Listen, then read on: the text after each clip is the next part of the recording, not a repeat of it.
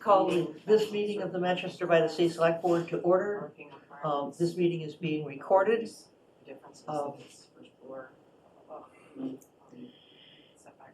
Yeah, right, call to order. Jeff, Yeah. Brian, Here. Kathy, Here. Ann is here. John is here. Great. Are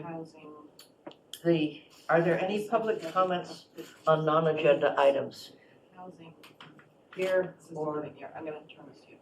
online? I don't see anything on. Okay.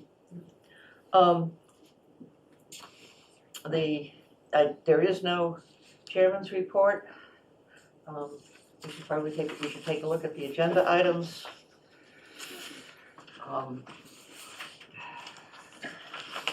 I noticed that there are a couple we were supposed to do today that obviously need to be pushed off. Is there anything that anybody wants to add to the agendas? Action items, I just think the, there's a couple of those that are TBD, we should have some target dates. Mhm. That's all, I know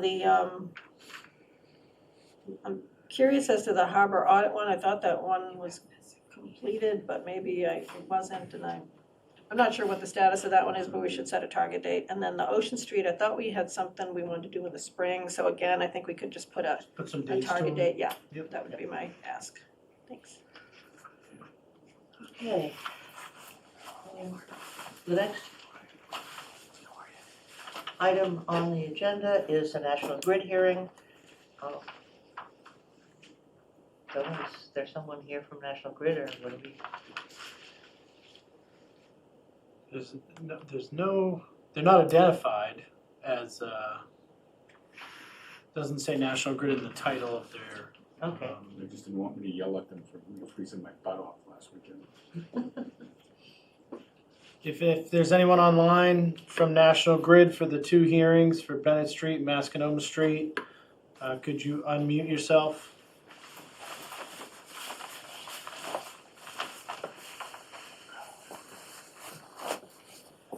I move that the select board close the evidentiary. Well, I don't think we have anybody, I don't think we can open it. I don't think they have to be here. Oh, they don't have to be here, okay. Is there any reason that they have to be here? We have all the information. Nope, they don't. And so, Well, we didn't open. We haven't opened it yet. Jeff needs to open, yeah. I need to. How was this? How was this from that along? Well, I appreciate that. I move the select board open the public hearing on the petitions National Grid to install underground PVC conduit on Bennett Street and 27 Mascanoma Street. Second, Jeff, Yes. Brian, Yes. Kathy, yes. Ann says yes. John, yes. Okay. Are there any questions on the materials that were presented to us? Is National Grid aware of our DPW regulations, They are. requirements? They are. They've been in communication with the DPW superintendent. Is there any other? Actually, just one question. I mean, some of these, the national, I never asked this before, but I probably should have, we usually require that National Grid put the street or whatever back Yes. to the way it was.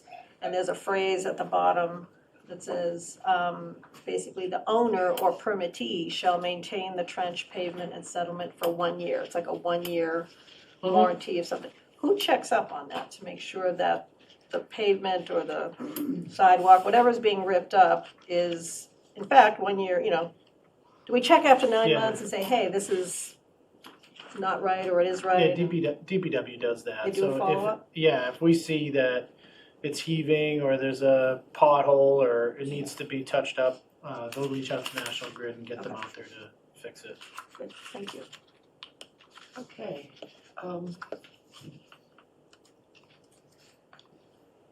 Is there a move to close the evidentiary portion of the? I did that once. I'll do it again. I move that the select board close the evidentiary portion of the hearing. Second. Jeff, Yes. Brian, Yes. Kathy, Yes, Ann, yes? John, yes. Okay. I move that the select board approve the National Grid petitions to install underground PVC conduit on Bennett Street and to 27 Masconomo Street. Second.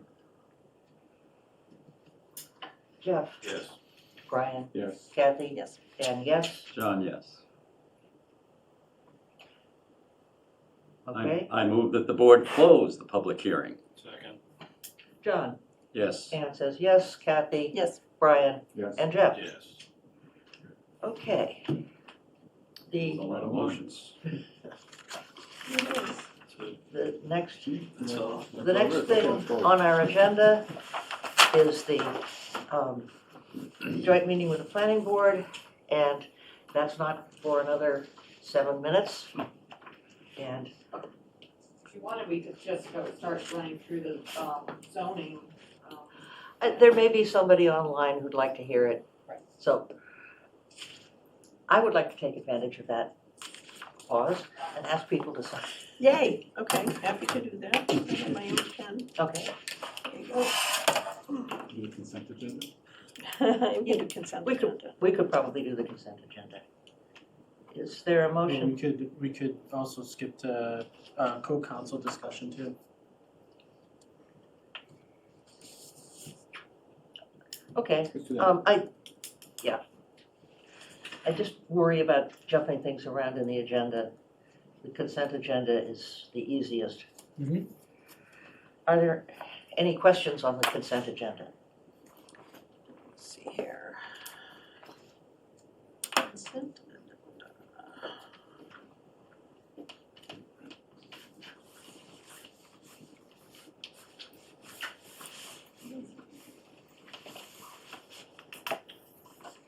I'm hearing none. No, Is there a it's move? Okay. To approve the consent agenda.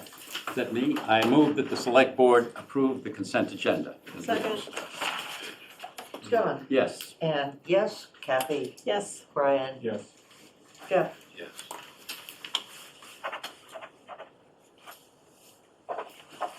Okay. Well, that took a minute or two. Um,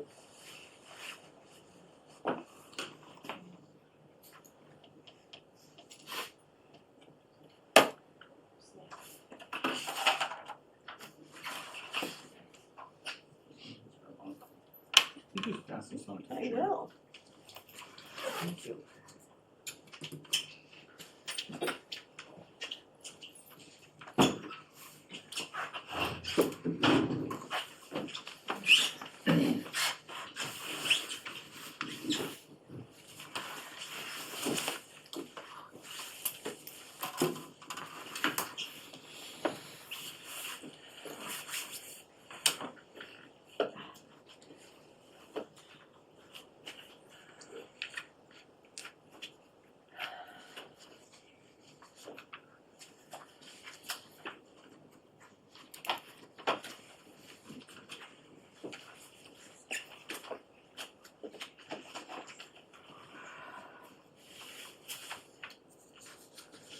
I think it's close enough. Would you like to call your board to order? We don't have a quorum. Oh, you. Okay, great. Sure, I'll call the meeting of the planning board to order. Attendance, we have Peter Morton here. Here. Chris Olney. Here. Sandy Bodnar Turner. Here. And Sarah Creighton. Great. So I think we have our two candidates here for the Yeah, associate members. that so seems like go something that ahead. we could somebody could probably miss and not Sure. feel. So, oh, and Brian Fry, just coming in. Great. So I'll actually go. Okay. So, back in, Yes. back at town meeting, back in April, we approved the addition of associate members to the planning board predominantly to deal with special permits and site plan review, but special permits require supermajority, which is 5 members. And when you have a long one, like cell signaling, that happened between an election. Mm-hmm. Cell signaling, I actually had to restart their permit they gave us permission to do that very graciously. But as an example of why we need associate members, Mhm. so because there are sometimes with illness or a conflict of interest where a member of the planning board maybe is away, can't attend some of the meetings. So tonight we have two candidates, Isabella Bates and Nancy Garvey. You've seen their material, and they are the only two that have put forward their name, and we've actually been advertising, I think, off and on since July. Nancy put her name in a long time ago. So maybe we ask them to just introduce themselves and. May I ask you a question? Absolutely. Would the associate members be expected to attend all planning board members' No. meetings? No, How would they know when? we will tell them. I mean, special permits have, with the, at least usually a 3-week notice before they start. So, and we would certainly invite them to attend and come up to speed. The other thing that's important is that special permits, there's a section of the zoning that's quite prescriptive about what you review special permits on. So they, it's not just a abstract, how do you feel about this project, but a set of rules. And of course, we have a planner who can guide all of us, so. So a follow-up on that, so as a matter of course, all special permits, you'll say, I would like the associate folks to be here. If they can be, yes, yeah, Okay. and it gives us some belt and suspenders to have 9 people for whom we can get a 5-member supermajority. which is- For the edification of the board here, as well as the candidates, how often does that happen?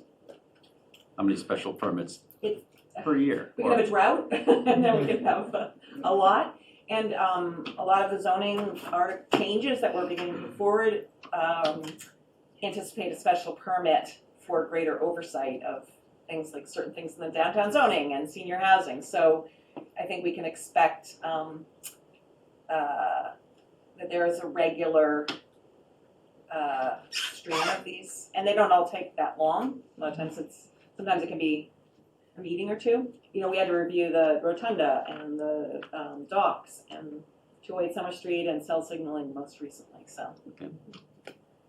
Okay, I have a question, Sure. just to refresh my memory, because maybe we've discussed this and can refresh my memory or educate me now. 5 members are elected, 2 are appointed. 7. Okay, No, how many are we? We're 7 members. 7 members and 2 are. Are we going to at some point have elections for associate members as well? Nope, that was discussed when we proposed the zoning change and debated extensively. And the feeling was that it would be a good, that there are a couple reasons to have them appointed, not elected, which is actually about what the zoning says. But anyway, the reason we decided to have them appointed instead of elected is that election scares a lot of people off, and we sometimes have trouble getting enough candidates to run for election. And this is a good way to have people do kind of a part-time planning board job and fill the positions, and then maybe a training ground for people to decide that planning board is the most fun they've ever had, and then they'll run for election. So it's a succession plan. But that's already been decided in the zoning. Okay, It was I'm just- decided as an I'm just appointment. concerned that at some point, an appointed member might be a vote that's required, okay? And as far as having some kind of, there's the word I'm looking for. I have this word. Bias or something. Yeah. Not a bias, but more of accountability that we as elected members have to the public as opposed to appointed members. Yeah. So that's my only concern. That maximum they'd be 2 out of 5. So Still Yeah. 2 out of 5 could Yeah. tip the scales one way or the other. no, 2 out of. Well, I mean, Seven, it could, yeah. yeah. Anyway, I'm just, Nonetheless, we usually that's my get only also good concern. recommendations I'm from staff. just big into accountability here. Yep. That's that part that was decided at town. Okay. Thank you. So what will the terms be? So there are 2 terms. I think there's one is 1 year, or they were going to stagger them, and I thought we'd flip a coin. Is that- Okay. I don't know. I can't think of another way to do it. I think what we're gonna do tonight is appoint them Appoint them, and then both we'll decide. to the end of June. And then we'll reappoint for the 1-year term and the 2-year term starting July 1st. Okay, that makes sense. Yeah. well, just because her application is first, Nancy Garvey, would you? Oh. You don't have to stand up, but you I can. know. Can't see me over there. I've lived in Manchester for 20 years, but, and I had fun because I was on the planning board for 6 years under Carol Cabot. And she recruited me when I was kind of a little grumpy about a house that was being built behind us. And she's like, oh, this obviously is bothering you. Why don't you join up the planning board and you can really find out about the rules and the regulations. And because I didn't know anything about that. So when we bought our house and the reals, nobody told us about this house coming up behind us. So just interesting information. So during the 6 years I had a baby. So it was like balancing my son and I was working full time, but I still managed to have fun. But I've done other things in the town. Actually, just recently, we just had our house on house tour for the Manchester Historical Museum. So that was kind of a meaningful experience, just seeing 150 residents come through our house. And, you know, I just felt really good about it, just because we opened up our home to this community. And I have a son who graduated from the high school. And he's thriving now, so I'm really proud of that and the fact that he's lived in this town. You know, we've all lived here in the town. I have a master's degree in education. I'm a former teacher. Currently, I teach skiing at Snow Mountain, so I have a part-time job. So I have a lot of flexibility in terms of my time. I'm a little busy in the winter, but you know, primarily this is our full-time residency, so I'm here and ready to serve. Any questions from the planning board? Well done, Nancy. Thank you. Are there any questions from the select board? Do I have a motion?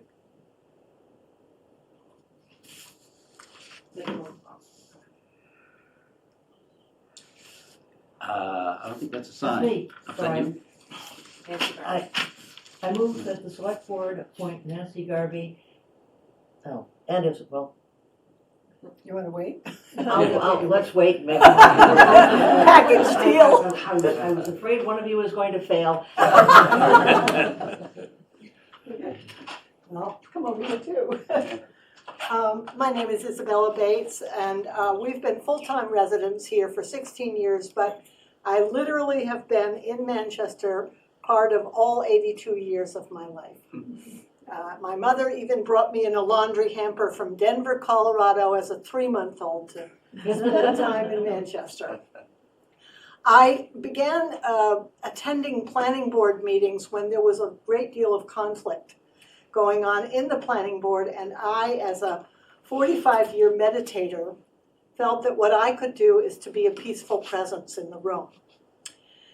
Taking slow, deep breaths, calming everything down, and I began to see that not only are there technical things that the planning board deals with, but a great deal of emotion comes up around the house next door, kind of thing like this.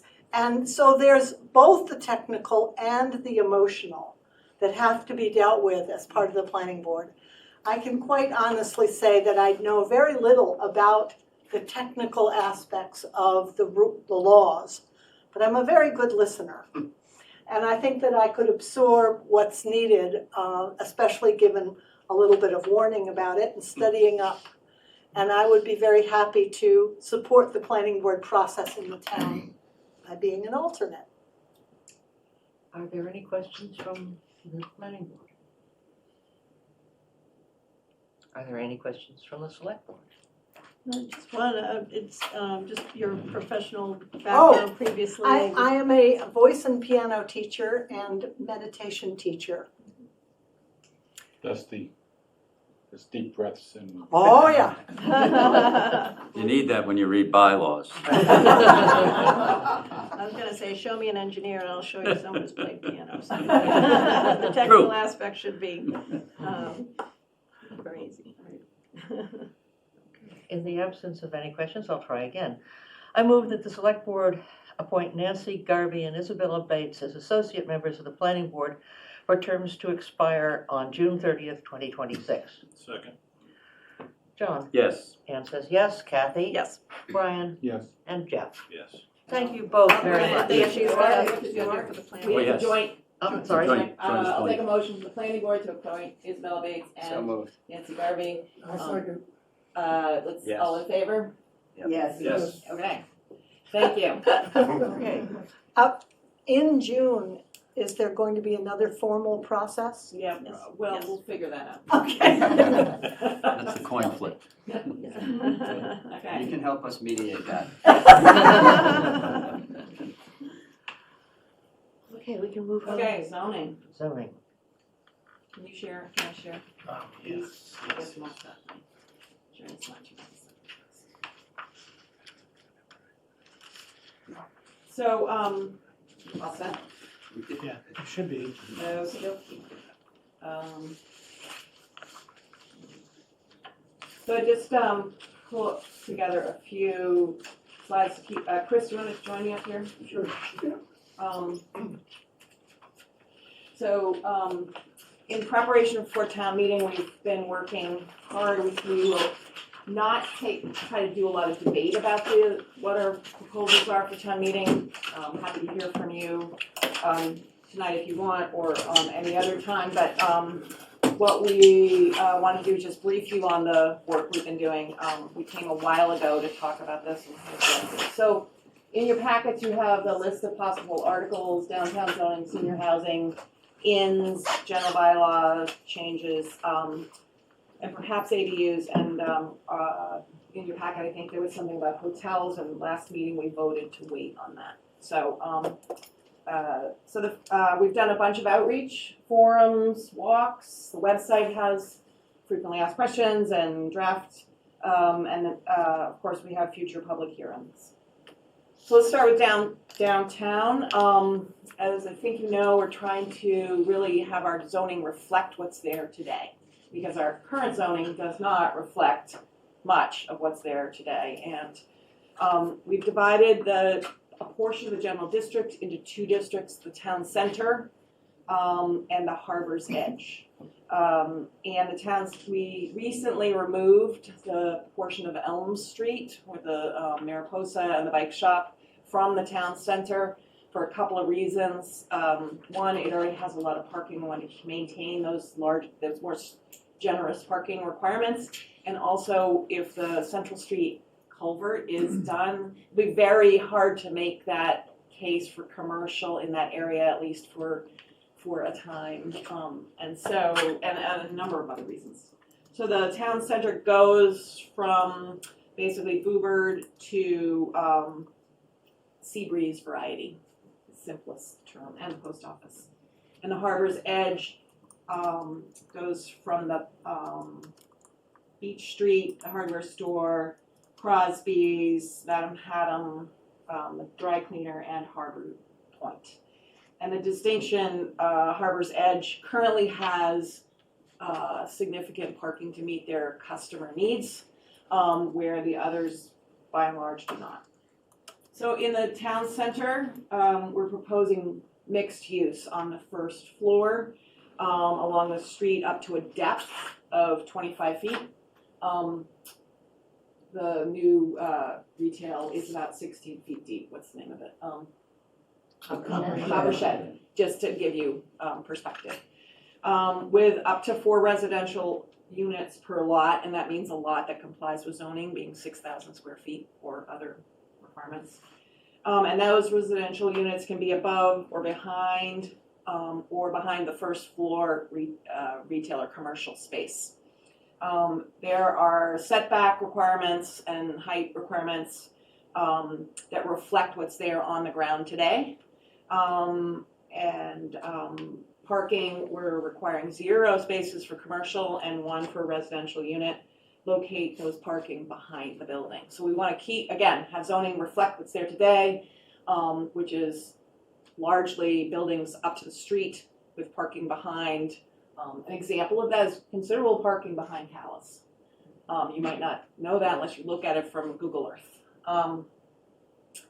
In the Harbor's Edge, we are required, I should have said in the town center, if you want to propose residential on the first floor, you would need a special permit, to your earlier question. In the Harbor's Edge district, we're requiring commercial on the entire first floor the end. And that reflects what's there today. Residential above, with a maximum of 15 units per acre.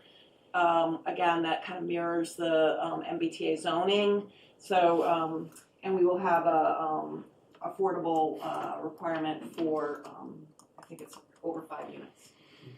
Oops. My mouse is, oops, sorry. I said I can't do anything. Oops. Sorry. In both districts, if it's in a historic district today, the historic district standards remain, and it will be reviewed by the Historic Commission. And in the remainder, the design standards that we put into the MBTA zoning would be applied. So the idea here is to try to keep the look and the feel of our downtown with some review.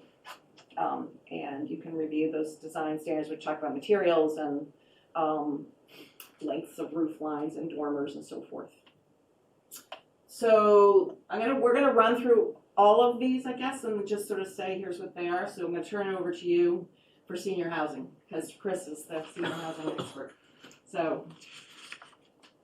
Okay, so I've been trying to push for a senior housing bylaw for about, I don't know, 8 years now.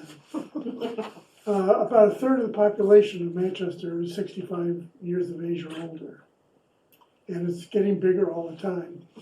And we are the only town in the North Shore, and probably in most of Massachusetts, does not have a zoning provision to regulate senior housing. So we just can't have any. Except I guess a single family house, if you were to make that a senior, I guess you could do that. But the kind of senior housing we're talking about are, I guess we all know the bigger ones. Brooksby Village is a great example of a huge one. We're not talking about that here. We're talking about smaller clustered townhomes. Wenham has got a couple of really great examples. The Maples downtown Wenham is, I think, about 55 condo units. Across the street from it is the Boulders, which is a much fancier place with all 3-bedroom condos for seniors. So we're talking about that kind of scale in Manchester. We're talking about no more than 10 units per acre, which would be allowed for the independent housing part of this in any residential district in the town. If you had an acre, you could ask for a special permit to provide up to 10 units of senior housing on it. All the underlying requirements in the district would still apply, height, setbacks, and so forth. There's also assisted living, which is housing which provides services, meals, medical care, that sort of thing. And then that we're offering the same density requirement of 10 units an acre. We're excluding certain districts because we think there'd be too much busyness in, say, the D district to support assisted living. We may change that in a couple of years, depending on what happens. But one of the best examples of assisted living is the John Bertram House in Salem, which is 25 units of assisted living in an old historic house. And that's the kind of thing we'd like to see happen here as well. So who would benefit from this? Well, clearly seniors who want to downsize would have an option that they don't have now. And a lot of seniors, as we know, are retiring, trying to downsize, can't, and have to move out of town, which is bad for them and it's bad for the town.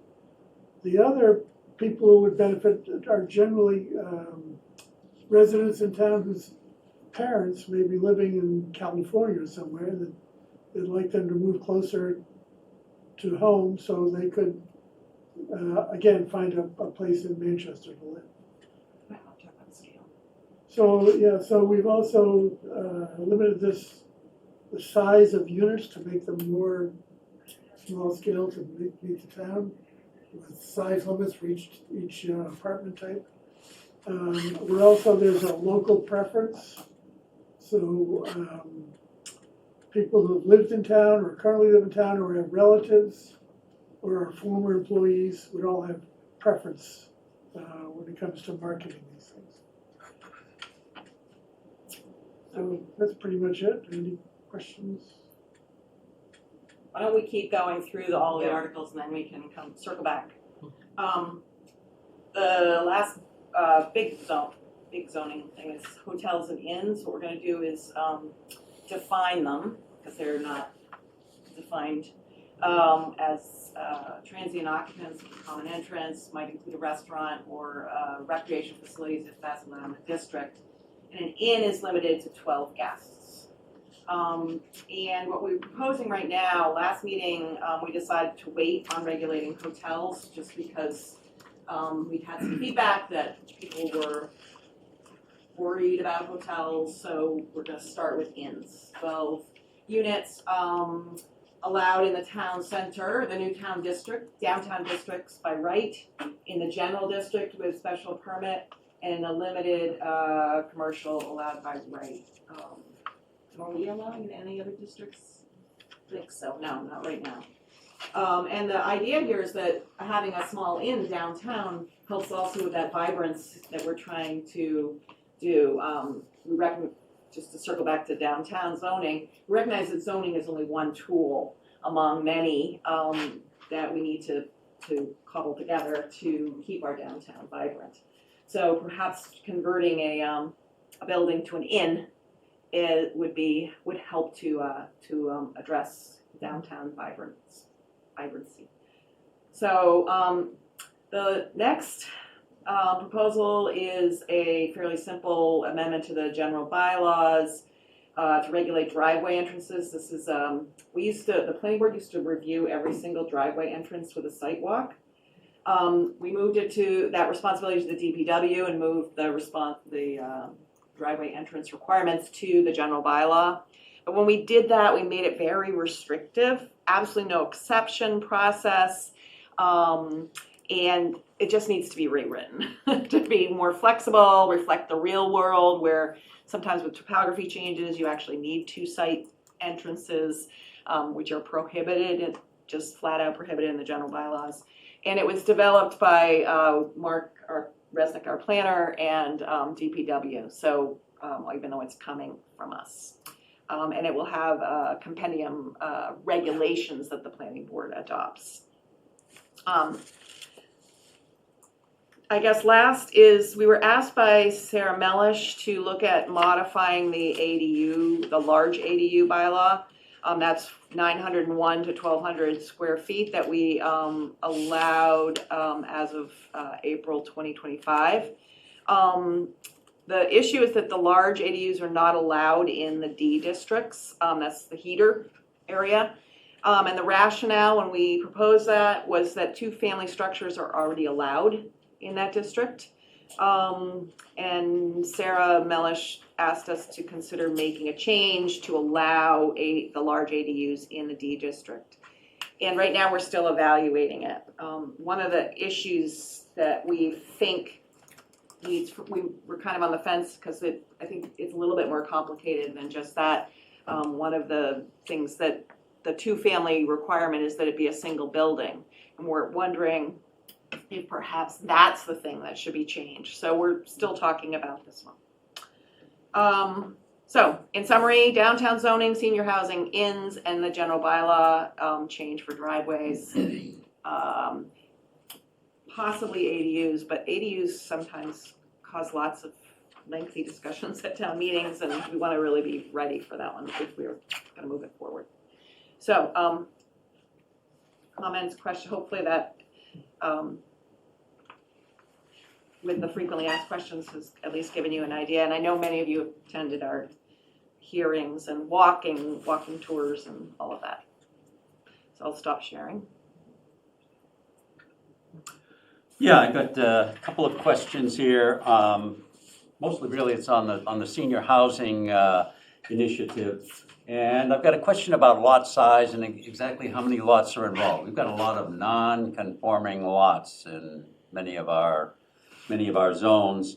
And the way you've got it written down here is that the minimum's 1 acre in B, D, and G districts and 2 acres in A, C, and E districts.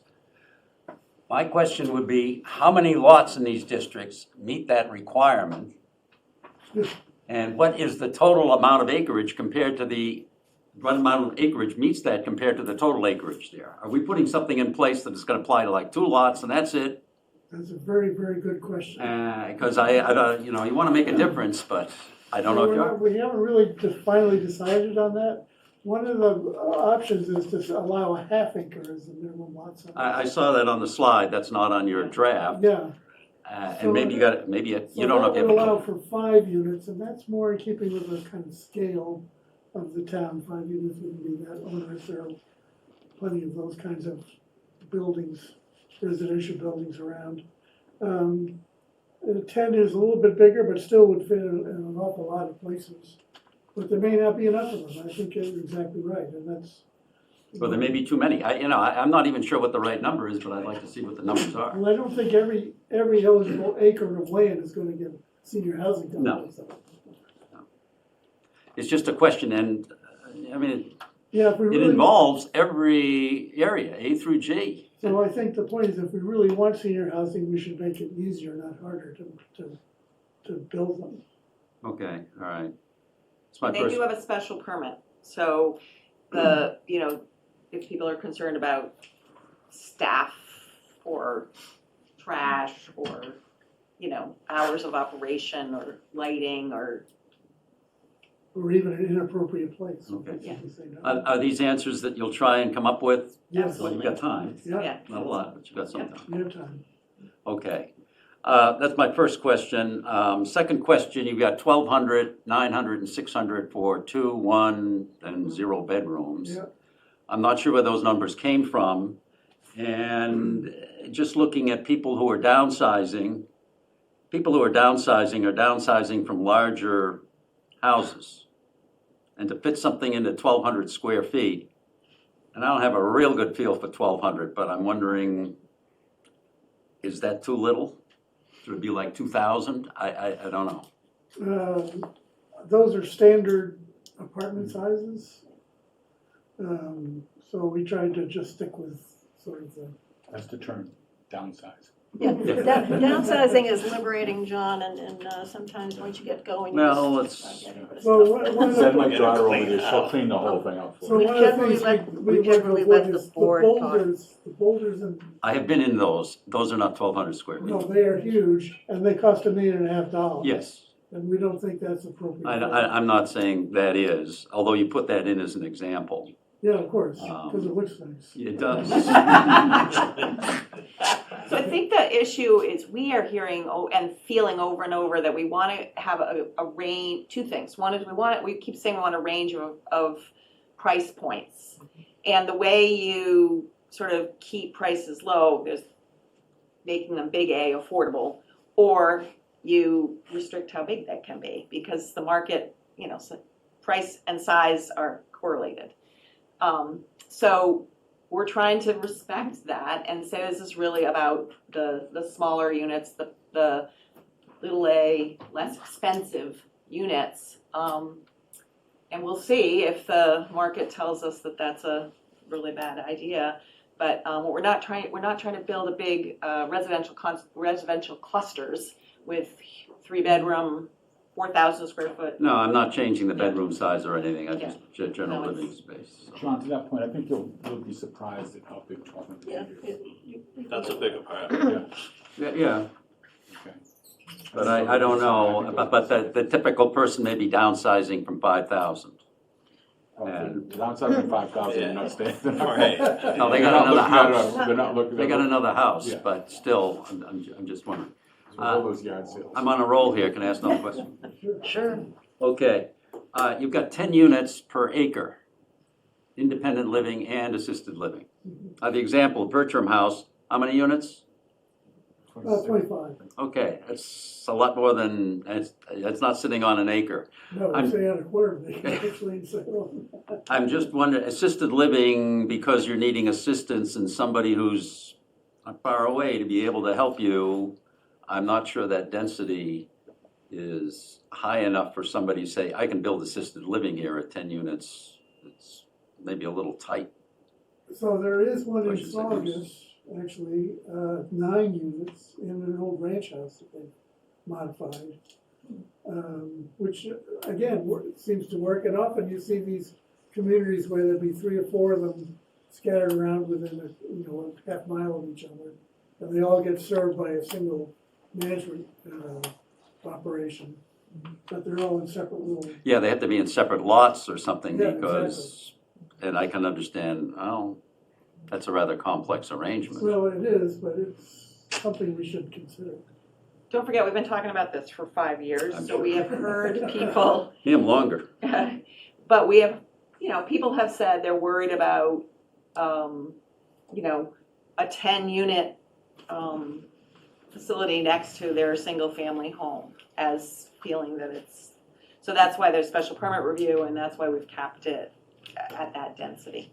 To And try to actually- respect what we've heard, And which is, a 2-unit property on 6,000 square feet is around 10 units per acre.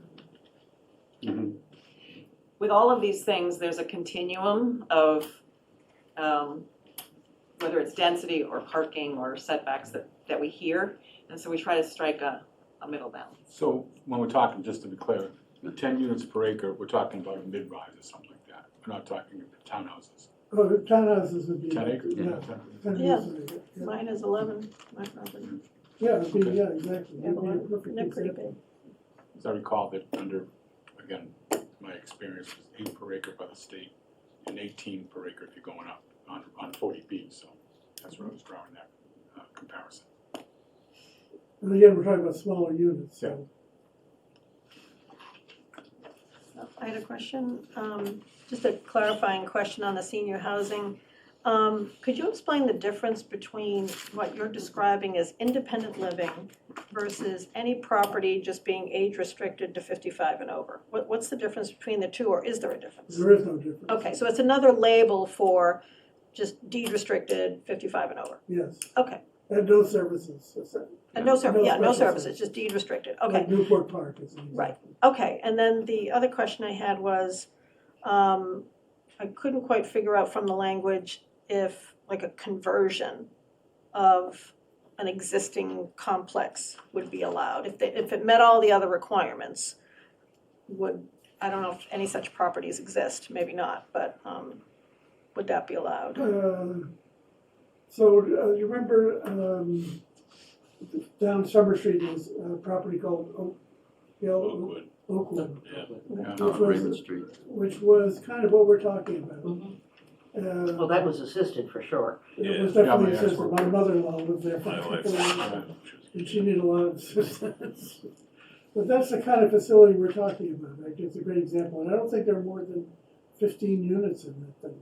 Okay, but I mean, if somebody had, like, for example, Yeah, you have the, some of the buildings on Elm Street, right? Yeah. That, at the end of Elm Street, would Well, it be the Powder possible? House, for example? Yeah, the Powder House. Would it be possible to convert Sure. some of those? Okay, Yes. so it's not like new not everything's new. You could repurpose some of those existing, like you were saying. Well, we're thinking of some of these estates along the coast. Right. If they were being sold and gonna be torn down, this would be a good Thank you. alternate use. I think that was the only question I had. Thank Along the you. coast. So the next step is that we're gonna go back and still finalize these, then we return to you. You vote to authorize us to put them on the warrant, then we hold a public hearing. And that happens pretty soon, this month, The 17th. the 17th, which is your next meeting. Because I apparently can't read, what is the relationship between the senior housing and capital A affordable? That is to say, the, Okay, so what we're suggesting, I guess I should mention that, we're saying that for every 5 units, one of them has to be affordable. That's inclusionary zoning, essentially. So if you have 10 units, you'd have to have 2. and then you get an extra. And if you wanted to do more than that, the planning board could consider additional units on the site to make that happen. My concern is with the complexity, frankly, of establishing and maintaining senior, affordable, capital A affordable housing. I'm afraid you're going to cap every development at 4 units. It's possible, I hope not. We, as part of the MBTA zoning, we had the feasibility study done to see if 20% was a reasonable number, and it turned out it was fine for Manchester, so we're banking on that. Okay. If it turns out not to be the case, we'll come back to you in a year or so. Is there any incentivizing for the affordable, or just you hit this number, you're gonna have to build something affordable to So a go? little bit of both. We're saying for every 5, you have to do 1, and if you want to do another one, we would consider it if it were affordable. So they could get 6 out So of they could get 6, 5. And then, But then 2 would be affordable. and then 2 would be affordable. then, my concern is cost of construction Yeah, and amortization, the land Sure. acquisition costs. So basically, what you're saying is, right now, you're gonna, one is just gonna basically cover the cost of construction if they're lucky, or the other 4 have to help offset the cost, which then is not a driving factor for any developer who wants to get into Well, I guess we'll business. have to see. Yeah, and that's, I think that we have to be prepared for that. Yeah, sure. I think they go to 5, but if they can go to 9, and there's just 1. Yeah, 4, 9, so those are kind of the cutoffs, and then they have to build another affordable. and Okay, part of that is we don't want to create too much more pressure on the need for SHI properties. I understand, yeah, we're growing the denominator. Yeah. Mrs. Bates, did you have something you Well, wanted? I just wanted to say that a great number, I've been going to Brooksby Village as a hospice volunteer for 15 years, and I've been in almost all their configurations there. And most of the people at Brooksby Village came from houses, and they've managed to squeeze themselves down. And in the assisted living, many couples live in a single room. You do what you, not you. So they still like each other, is what you're saying. Now that's another one. That's shocking to hear. That's why she's meditating. Are there any other questions from? I just had a question about the inns. On your slide, it said parking spaces per guest, but should it say parking spaces per room? Yeah, Probably should say per room. Yeah. And then employees are gonna have to find, some, We can look at, we'll look at that, yeah. Good catch. that's why he's here. So I can go home now. Congratulations. I will thank Chris and Sandy ran me through this a couple of weeks ago, so I appreciate the time you spent there with me. Thank you. I appreciate your time too. Thank you very much for thank you board for coming. With that, if there's nothing else, I'll adjourn our board. That's fine. Okay, take a motion to adjourn? So moved. Second. All in favor? Aye. Okay, great, Do thank your you. associate members have to vote? Oh, you got a lot of raised their hands. Associate members don't have to Well, I vote. get All right. sworn in, I guess. I'm gonna leave. Gonna get sworn in, yep. Did I leave? Nope, I didn't leave. You'll see each other again. I'll be ready for the next date. Oh, good.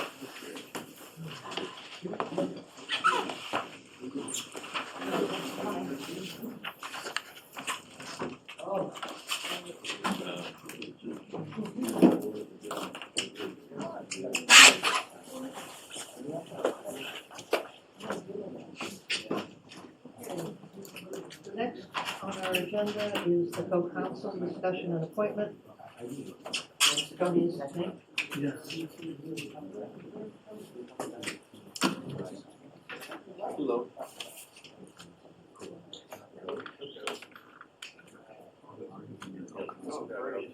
So we have, I double checked, the reason I bring this in front of you is our general bylaws state that it's the select board's responsibility to appoint town council on 1-year terms. So I think we have to get into the habit of doing that in July. We have had, KP Law represents the town as town council. What we have found, and not due to not really due to a poor use of legal assistance, but we had a lot of larger cases this year. And our legal budget ran pretty hot. We've spent a lot of funds this year. So Pierce Davis is another law firm that offers municipal counsel. What my recommendation is that we appoint Pierce Davis as co-counsel. So we'll still use KP Law for most of our core needs as far as any type of litigation, town meeting, things of that nature. Pierce Davis can assist us with some of the more day-to-day legal assistance tasks that we might have. Their rate is about $50 cheaper per hour, and they have had experience through Maya and Cabot-Risk, I believe. Oh, yeah. Gladfelter or Sedgwick. Representing the town of Manchester by the Sea. So I had a similar setup in the Hot. I've spoken with KP Law. We're looking at other cost-saving options as well. But we don't want to sacrifice the legal guidance. Obviously, we're not doing that. But there are a number of things that we do. For instance, if a department is bringing new software into their department, that comes with a contract. Those are things that I would typically use like Pierce Davis for rather than KP Law for. Those are simple type of legal review things that we don't need to be spending close to $300 an hour on. So that's really, most of this is about trying to control a lot of our legal costs here in town.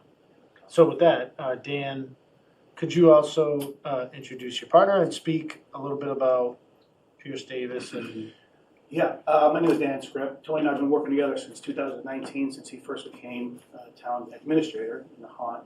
This is Adam Sims, partner of Pierce Davis. I brought him along because he had represented Manchester in the past in a number of cases, and is pretty familiar with the town. But in terms of the day-to-day stuff Tony's talking about, that would fall on me because I've been doing it for 7, 8 years now. And I'm on my 4th town administrator now. Tony was a 3rd, and it's funny. Tony says $50 cheaper, and I never even thought about the rate because I just enjoy doing it. I came from you came from. We have an offer for you.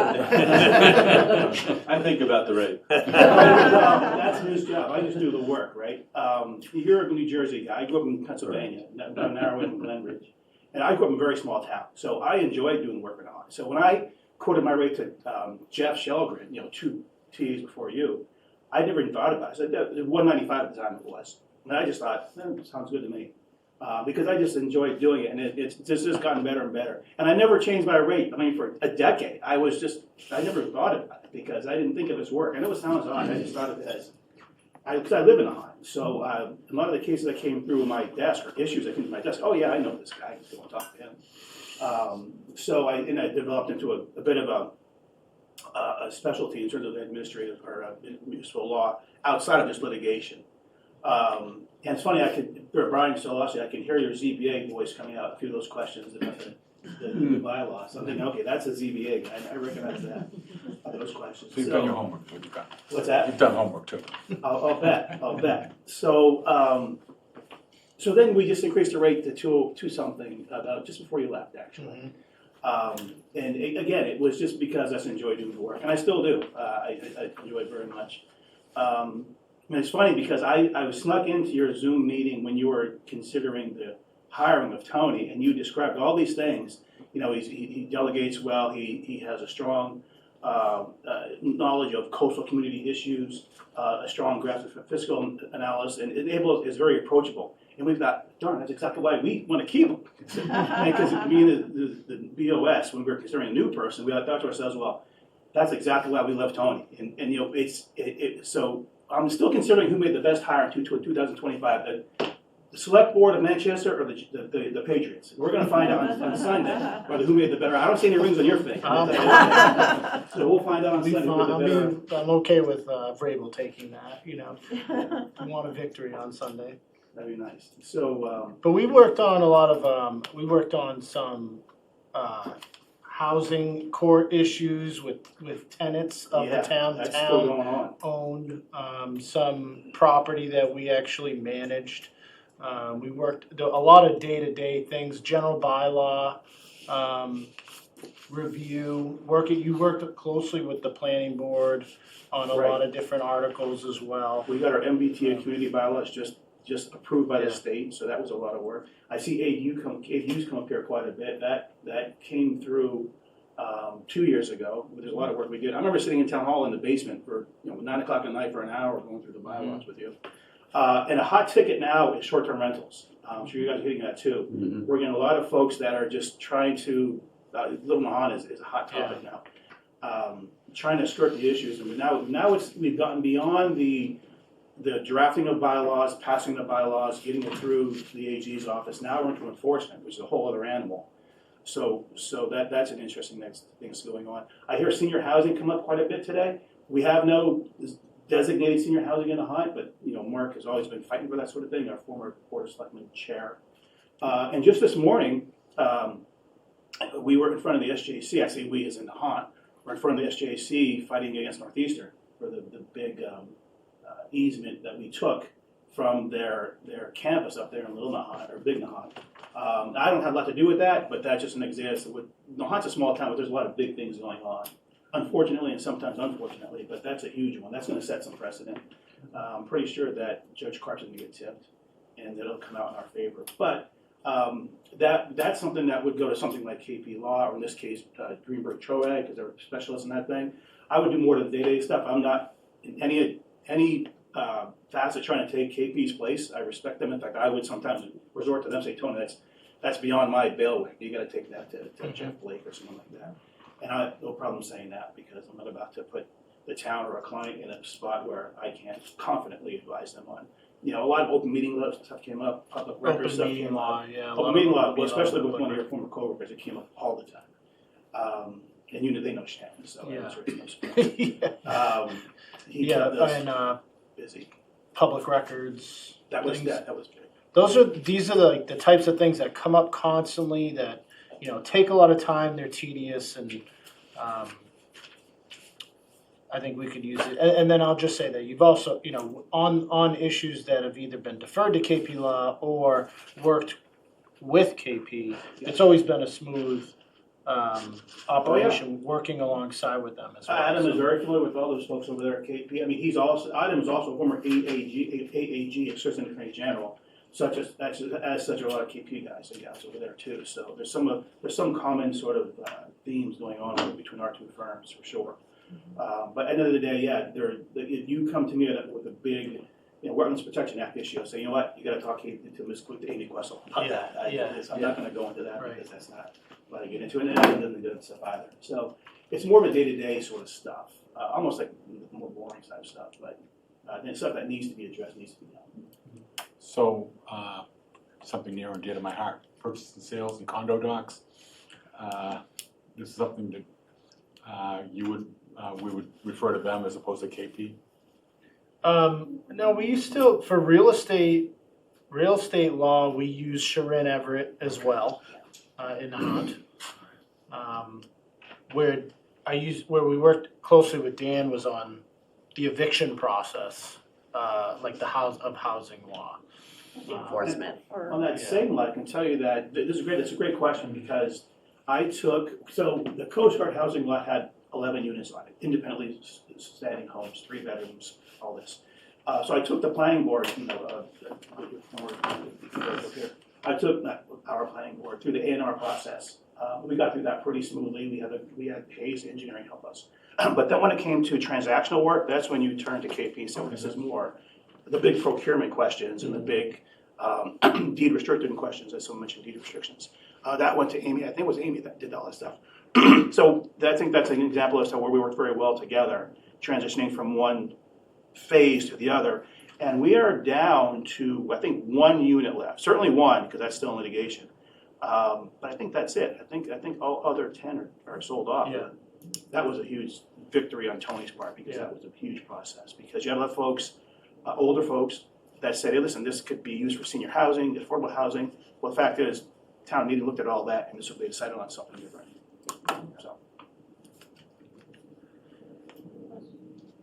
How big is your firm? How many attorneys have you got? well, okay, so that's an interesting question. We go nationwide. yeah, But the okay. municipal firm, though, just the municipal arm of it, which is 8, 10, About 10. yeah. Okay. So, and we represent cities and towns across the Commonwealth. We go out as far away, I mean, we've gone pretty far out west, quite a bit. Cover the whole state. Okay, well, I mean, that sounds for day-to-day stuff. That's, I know KP, they've got specialty groups. They do. Do specialty stuff. You are not those guys. No, And absolutely you not. would be the first to admit that, So when Tony calls me, he talks to me and pretty much only me. Yeah. So that's probably the big difference is I'm not gonna hand Tony off, or any one of you, to an associate or someone, or even Adam for that matter, Adam, but although they're great sounding boards for sure. But I would be the guy that would be answering the questions and taking the heat. You mentioned that there's a part of our bylaws that says that we appoint council in July. And I have to confess, I haven't read that. Does it specify one council? I have it up here, hold on.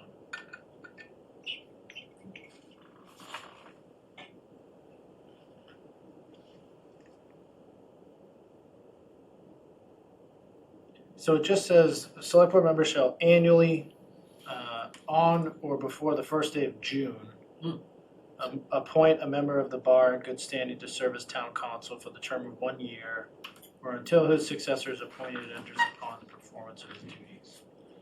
So it doesn't, they shall likewise fill any vacancy in said office for the unexpired term and may employ special counsel to assist the said town council whenever in their judgment necessity thereof arises. It's common language. Right. It's not honest. it's fine. So having you decide, this goes to this firm and this goes to that firm. It sounds as if that was anticipating that there is a person who is the town council. And that person sends out. So do we have a reason to think about changing the bylaw is what I'm leading up to? I don't think it's necessary. I don't think it's, I mean, a lot of our bylaws, this one included, could probably use some cleaning up. I'm sure this was amended in 1974, so it predates the town administrator Predates act. you. Predates me as a human being. It's painful. Sorry. But I think it's fine. I think the language here is fine as is for us to We be able have to a legal- operate this way, yeah. So we can approve a co-counsel and you can delegate the jobs.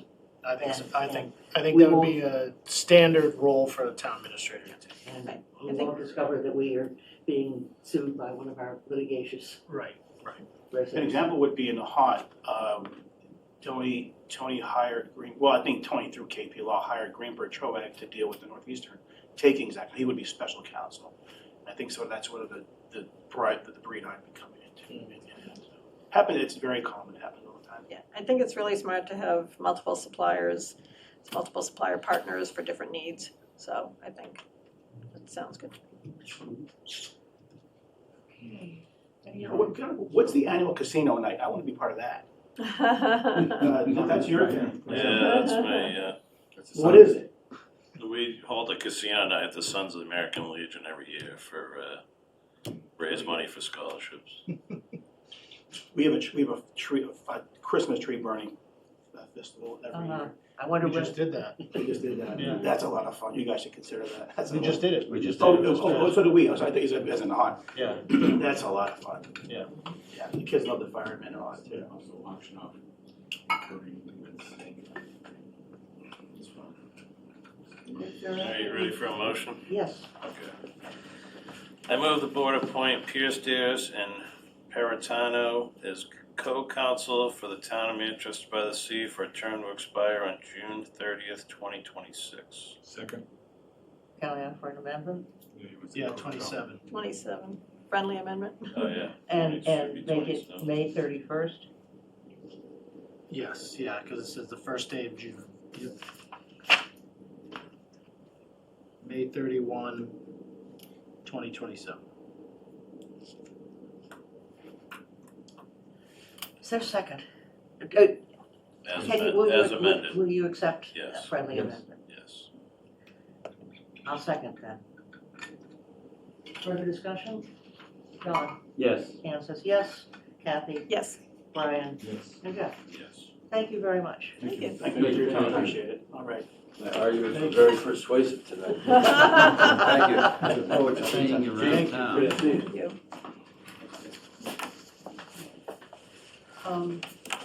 The next item on the agenda is the Sustainability Committee appointment of Donna Brewster.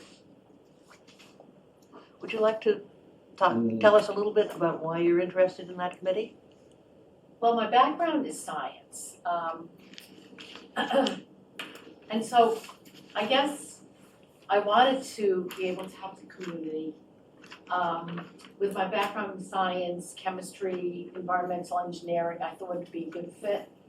I've gone to a couple of their meetings and it's something I'm very interested in, looking at the water quality around here and, just seeing how I could help the community. John? Good. No, I'm happy you raised your hand. That's great. Thank you, Donna. Kathy? Yes, I'm also very happy you raised your hand. I think you're well qualified for for that committee. Thank Well, I you. just see how much all of you do on a daily basis. I see it and I figured, you know what? I could help out. I could do stuff more than just being on the 4th of July committee. Brian? Thank you. No, I'm good. Yeah, I'm good, thank you. And I'm thinking more I did meet board. with, I did meet with Donna a few Okay. weeks ago, went through the interview process and, as she mentioned, her environmental engineering background, high school, chemistry teacher for 30 years. We talked a lot about our upcoming, trash, waste curbside collection issues that are on the horizon for us as far as going to potentially having to go to automated collection, and that was something that was of interest of hers too, to help us with that process. All set? One thing I'd like to see is increase the composting in the community. That's a big one, so. It's also financially really good. Yeah, absolutely, yeah, it's just like a Yeah, that's right. no-brainer for me. I'll talk to you about that offline. How's that? I got some ideas for you. Okay, yeah. If you can get rid of the fruit flies, I'm all on board. I am. You all set? Yep. I move that the select board appoint Donna Brewster to the Sustainability Committee for a term to expire on June 30th, 2028. Second. John? Yes. Anne says yes. Kathy? Yes. Brian? Yes, And Jeff? Yes. Okay, well, thank you. thank you. Thank you. Donna. Again, thank you for all you do.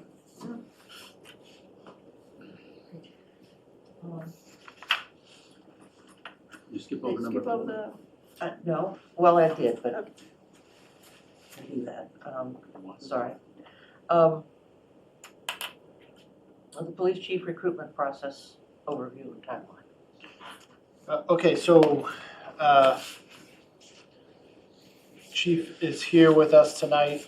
We spent some time, reviewing this and with the chief's, retirement coming up at the end of June, we'd like to get started on the hiring process for his replacement.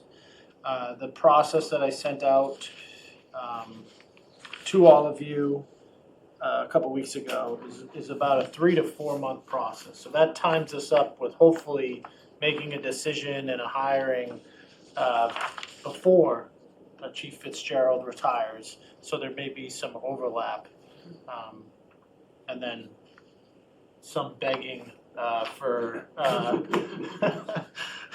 for continued assistance after he retires. But this is a pretty standard process, I would say, as far as recruitment goes for this type of position. We want to make sure that it's a fair and consistent process, that candidates are evaluated consistently and fairly, and that we maintain transparency throughout. We have an advertisement schedule of 3 to 4 weeks, review of the applications that are received for 1 to 2 weeks. We would then ask those that the top candidates that we would like to interview to respond to a questionnaire. Then there's the interview process of 2 to 3 weeks. There's a possible public roundtable discussion. I have that on here, but I don't necessarily think it's 100% necessary. We can cut that out, especially based on timing. And then there's the final selection of 1 to 2 weeks. And then depending on the candidate that's hired, there may be a time frame from when they accept the position to when they can actually start. And of course,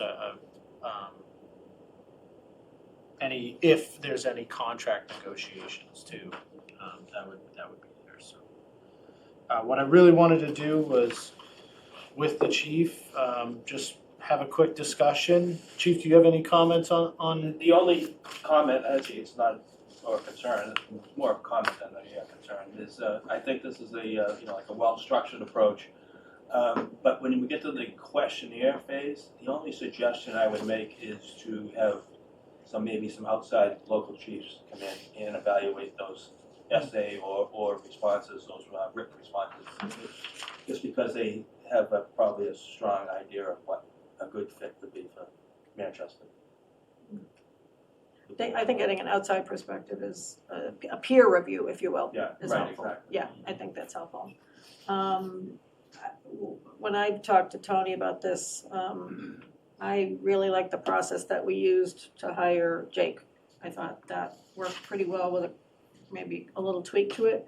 The one thing and I think this lines up pretty well, I don't think we did the public roundtable discussion for the fire chief, so I'm not, like I said, I'm not sure that's really necessary, because this is a direct report to Tony. It's not like a town administrator position that where we're the ones doing the interviewing. You have a direct report opening. This person needs to, not just meet the needs of the community, he's gonna meet your needs as well. It's your decision that we would, hopefully support. The one thing I was a little bit uncomfortable with, and Brian, you and Todd were in the interview panel with me, I wasn't crazy about the entire makeup of the interview panel. We had some subordinates in there to the fire chief, and I've never seen that done in a panel. Usually there's like a meet and greet where subordinates can meet, their potential boss, but not interview them, So that was the only thing I thought was a little. My guess on that was that maybe the chief can chime in on this, is that we were going through a rough patch with the Right. patrol. Oh, I'm not saying they shouldn't have with the been. unions at that time, so we felt that they were stakeholders and they wanted to be involved. Yes, I don't disagree. I don't disagree, yeah. but not at the same meeting. It's a different level of conversation. I don't even And think so it's necessary at this point. Yeah, I would not advise I think the makeup of the panel is important. You need to get feedback from, different constituents. And, I like the chief's idea of bringing in. Yeah. But I wouldn't suggest doing subordinates at the same meeting, is my feedback. So, I guess that leads into my question. How is this panel gonna be made up? I would pick that panel. I would, if the chief is willing, I'd like the chief to serve on that panel with me. I'd like our human resources director to be a part of that panel as well. I'm a little cautious about how big that panel gets. I think I think having too many people on one side of a table during an interview process can interfere with, you know, the true goal of the meeting. So for sure, myself, hopefully the chief, I think Jake could fit a good spot on there as well. I was gonna say Jake should be on the. Yeah. So try to keep it to 4, you know? Yeah, that makes sense. I just was wondering who. My feelings on Your committees idea are well was- known, so I agree with you. Yeah. So really, you're the committee chair. You're driving this whole process. Yeah. Yeah, you need to get A the lot of it's- information that you need, however you need to get Yeah. it, to make your decision.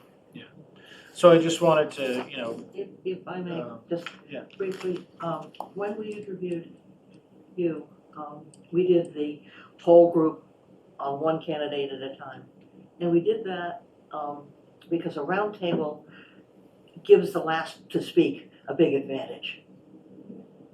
So I would just drop that. I'm okay with that. I wanted to make sure that I put a lot in here for you guys to take a look at. I'm happy to peel that back.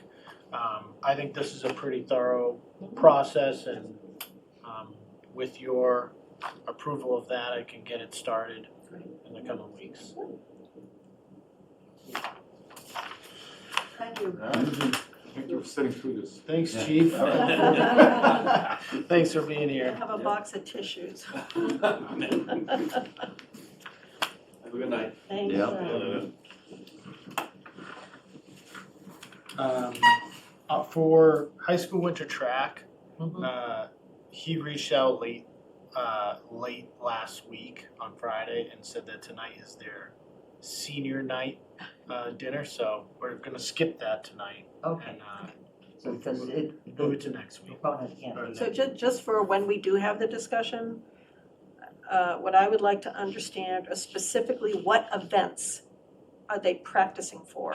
Or would they like to practice in the cemetery? Because that, I think it's just track, right? no, but track has different events, so like I'm No, it's familiar cross I with. don't, It's yeah, cross-country. it's just practice, Just no cross-country events. running. So they're just running any distance. Cross-country is different than if they're doing sprints or they're doing the 400 around a This was loop. the cross. He made it sound like the loop was, you know, they were gonna be doing, you know. I think that's because it makes it easy for him to Well- count. We're gonna do 3 miles. So anyway, a little specificity about I don't know. which members of the track team, you know, is it the cross-country, the long distance, or is it the shorter distances? That makes a difference in how you The high use the jump. cemetery. I was a track mom. Fair enough. Okay, so that goes on the list of. Yeah. We need to look up here. No, the articles. Okay.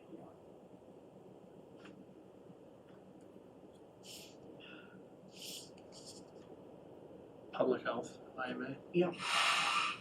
Um, Public, the Board of Health has agreed that this is acceptable to them. It will bring some services in that we don't have to pay for. Free is good. Free is, we have. Free is really I good. like it very- Including the person who's managing this, Yes, it's the whole, everything. everything.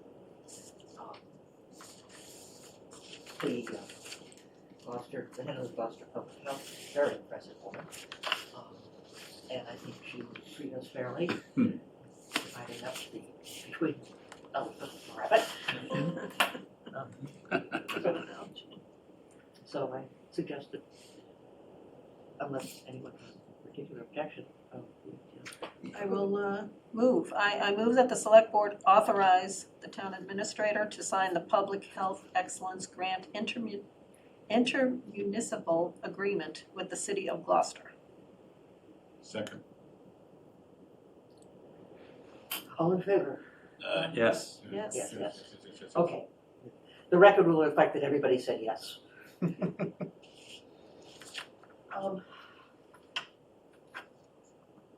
Now I am, Liaison. Liaison. updates. yeah, I realize it's liaison, but we have someone sitting here and I don't see, So Mr. Glowski's gonna speak when we get to the annual town meeting articles, number 9. Okay.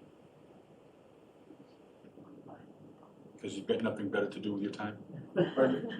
Okay, let's get through the liaison updates. John? Just a couple of things. Library, they were in front of the finance committee a week and a half ago or so. We're gonna have Saturday hours, or at least it's gonna be on the agenda or on the warrant. They needed $8,500 to do that right now in Saturday hours in the summer. And the library has been closed for the weekends in the summer. Now they will have several hours on Saturdays. And so they got that put into the budget. Can I interrupt for Sure. a second on that? Just to pump the brake a tad on that. Sure, The finance committee voted to support that request. to support that, should I say. We still have union negotiations to go through, and of course, it needs to be supported at town meeting if it's included in Yeah, the final that's budget. not, But there's no reason to put it in the budget if we can't get the personnel to support the extra hours, yeah, so. so the union Don't wanna has put to the be cart in the before the middle. horse, yeah. Yeah, I just don't wanna announce that they are definitely having weekend hours yet.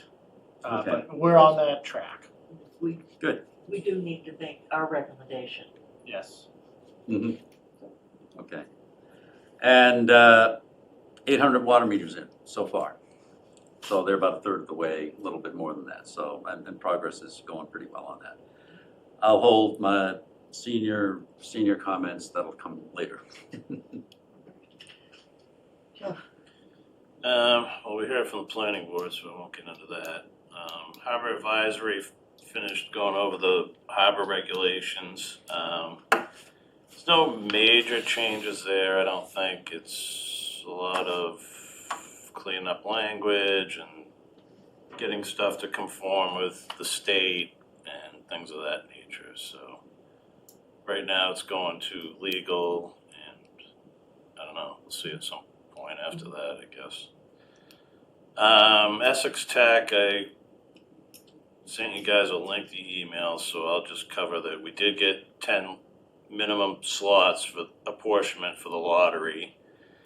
And that is based on what they do is they take all the 8th grade students in the 17 districts, and they put that number together, and then they figure out there's 478 seats for in-district kids, and they figure out what percentage of your 8th grade students would be in that 478 seats. So that puts us at 10 right now. So that number could change over time as our population changes. And yeah, I don't know if you guys have any questions, I'm sure you do. That's 10 new seats. Each year. Each year. 10 guaranteed seats. How many have we put in there lately? We have 10 total over Yeah. the 4 grades right now. So that's a lot less. No, it's gonna be a lot more. It will be a lot more, it's a lot less right It's a now. lot less right now. Yeah. So that's gonna be Yeah. 10 just for the freshman class. So Well, it could be, you don't. if we don't- So actually, John asked a good question, so he asked me if we have 10 seats and 10 applications, does that mean everybody gets in? Technically, yeah, but that doesn't mean by October of that year that you're gonna have 10 people there. Because kids apply and then they either no-show or they have, they have friends, they don't wanna leave their friend, there's reasons why they apply and they don't go. Mhm. And then some kids get there and say, oh, it's not for me, whatever, for whatever reason. But so right now, we will hold on to those slots. So say you have 10 slots, you have 10 apply and 2 no-show. You'll hold on to those right now let me give a better example. Please. If you had 10, you got 10 slots, say you had 12 applications, okay? 8 show and 2 no-show, you would hold on to those 2 into a second round. Mhm. So you could keep filling that, and then a third round would be all the applications against all the unused seats in all the districts. All right, the question I had is, yeah, say you've got 12 applications, how do you determine which 10? I mean, that's our problem. That's the our issue. lottery. That's a lottery, a Manchester lottery. Well, Because we get Not- 10 seats, and we're gonna take those 10 seats, we just don't know which. we don't pick it though. They pick it. That's my question. Right. Okay, so, They actually bring a third party in okay. to do the lottery, so it's, Oh, it'll be a lottery on those 12 to see which 10. I mean, that's not a sophisticated event particularly, but, well, not for us, but there's 17, there's some districts have yeah, but a lottery is a 800 lottery. applications for 300 seats. So if you have more applications than you have slots that you're entitled to, it's a lottery of some sort to determine which kids are going. What It's John's literally like asking buying a is lottery if- ticket. If we have 10 seats and 12 people apply, how are those 10 out of the 12 Yeah, which 10 go? selected? So that's the lottery It's an part. independent So lottery. what happens is they actually, Or our town owned? each application gets a number. So there's not even a name tied to it. Yeah, That number's furnished to a third party that handles the lottery, so, it's hands-off. It's a number and a town, so they know which town the person. And then that number comes up in Manchester, this is your slot. Next number, but they don't pick them town by town, it goes all the numbers. So once one town's filled, it'll just keep going and going until it finally picks itself eventually. and if they come up with more names from that town in a number, they toss that out because that town Right, is. because it's full now. complement's full. Okay. Yep. That's fine, it's pure lottery, yeah. So how many seats, what was our minimum amount of seats prior to this change? We didn't per have it, year? there were no minimums. Oh. So it was all application, so what they used to do is, kid would send in an application, they'd go through the application, and then they'd go to every school and interview every one of those applications. So like this year, we had almost 1,800 applications. So they'd have to send teams out and actually interview every one of these kids, go through, their application, all their stuff, interview them, and pick from there. That's how it was done. So it was a huge undertaking. So we have 10 over the 4 grades today. Do you think that, 4 years from now, we'll have 40 guys, 40 people? I'll give you my opinion. Yeah. My opinion is you're gonna end up 32-ish, somewhere, that's where I think we'll end up.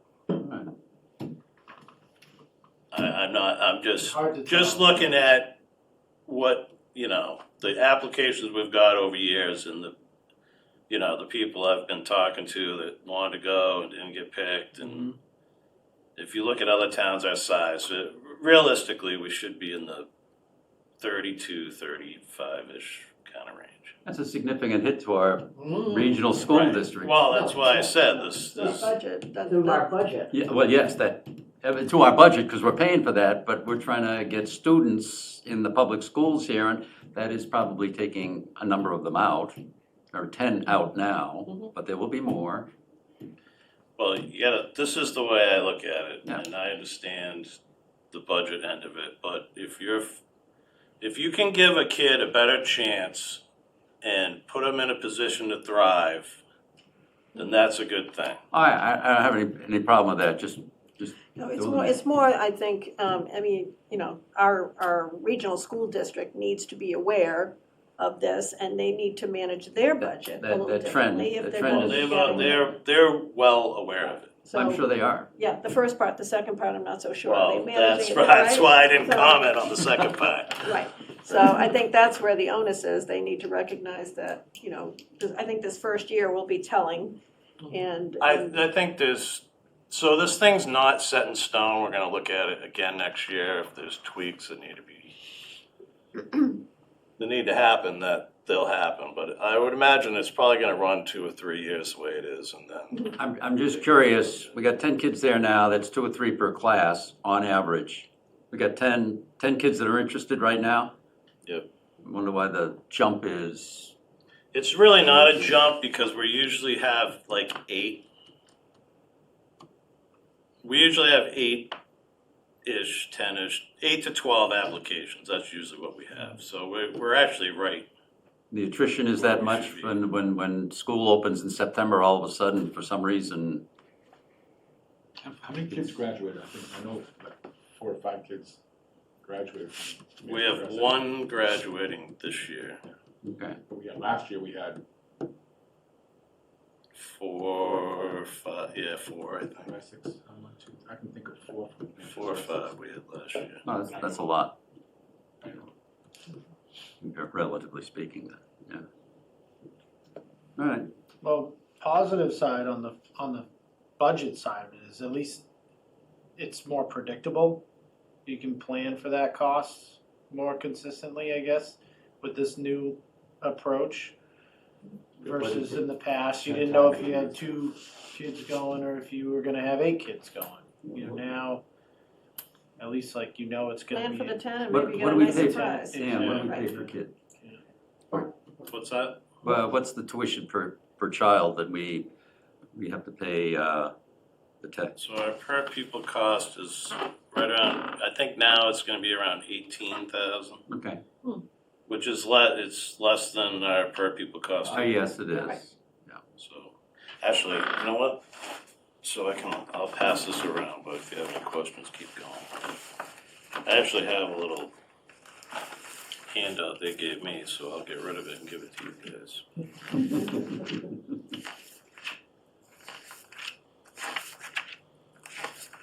Yeah, you can pass this around.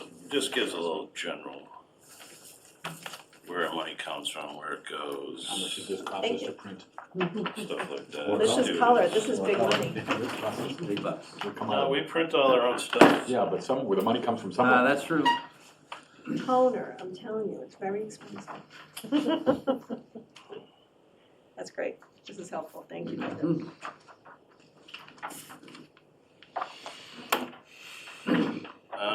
Okay. Yeah. I think that's now. I guess much more we clear. just have to see where it goes, I guess. Brian, Oh, good lord. I did not attend any meetings last week because I was predisposed because everything got shifted. So I know that who saw that email, the canteen contract and some other things are going on. And I'm still waiting to find out what we're gonna do with the when we're gonna submit, or when the Parks and Rec can submit the naming of the. Oh, yeah. Okay, so other than that, and then I wasn't able to attend anything else.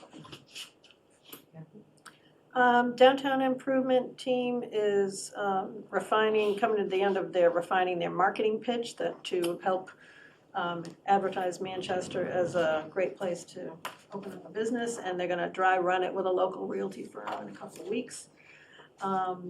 The facilities planning committee met last week, and we reviewed the 90% design for the Lincoln Street well.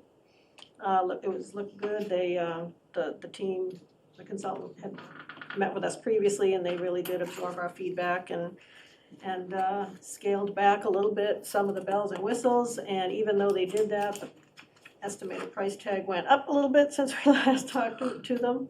So I think the plan, according to Chuck, is to go out for bid and have the general bids back before town meeting, so we know what we're dealing with. We're crossing our fingers, though, because we did talk total cost of ownership here. We're gonna have a new building we didn't have before, right? So that increases your operational costs, right?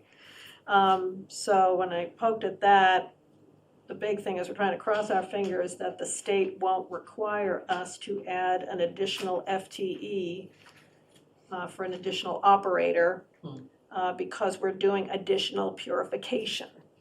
So we're doing things we weren't doing before, and we're just hoping the state won't require us to add personnel for that. That would be a big hit to the operational budget. Other than that, they don't really believe there's gonna be a big impact, but we'll see. Has that happened in other places that have already done this? We didn't discuss the details, but it was more of a state requirement, and right now we're in the crossing our fingers stage. But I'll poke at that a little more when we meet, and I think it's next week we're gonna meet again.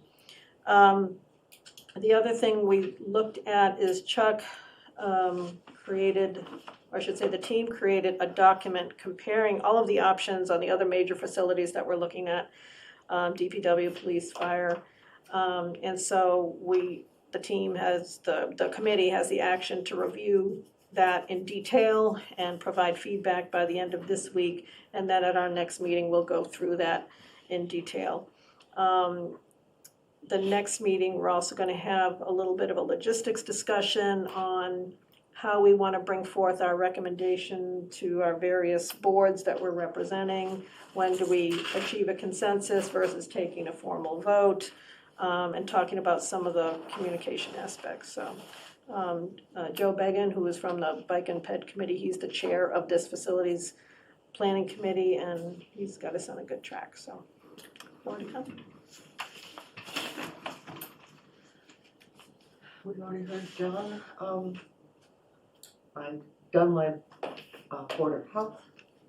They're not doing any, they approved some septic systems, but they finally come around to accepting free money. Which, the good news from the school committee is that the increase in the school budget has been cut way back, and I think our share will be about six, yeah.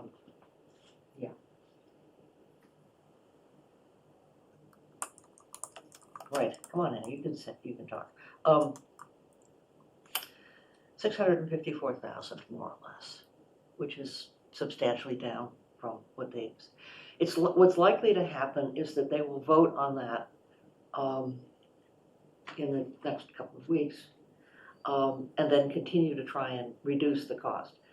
That means we'll do our budget planning based on their figure, and then they may reduce their health insurance costs even more. So you said the budget increase to us Yes. is now 650-ish thousand instead of the 800,000 Yes. that they thought it was, okay. Yes. And, they think they're doing us a great favor by continuing to shave away at it, and they probably are, but it doesn't do much for the budget because we have to budget for what they.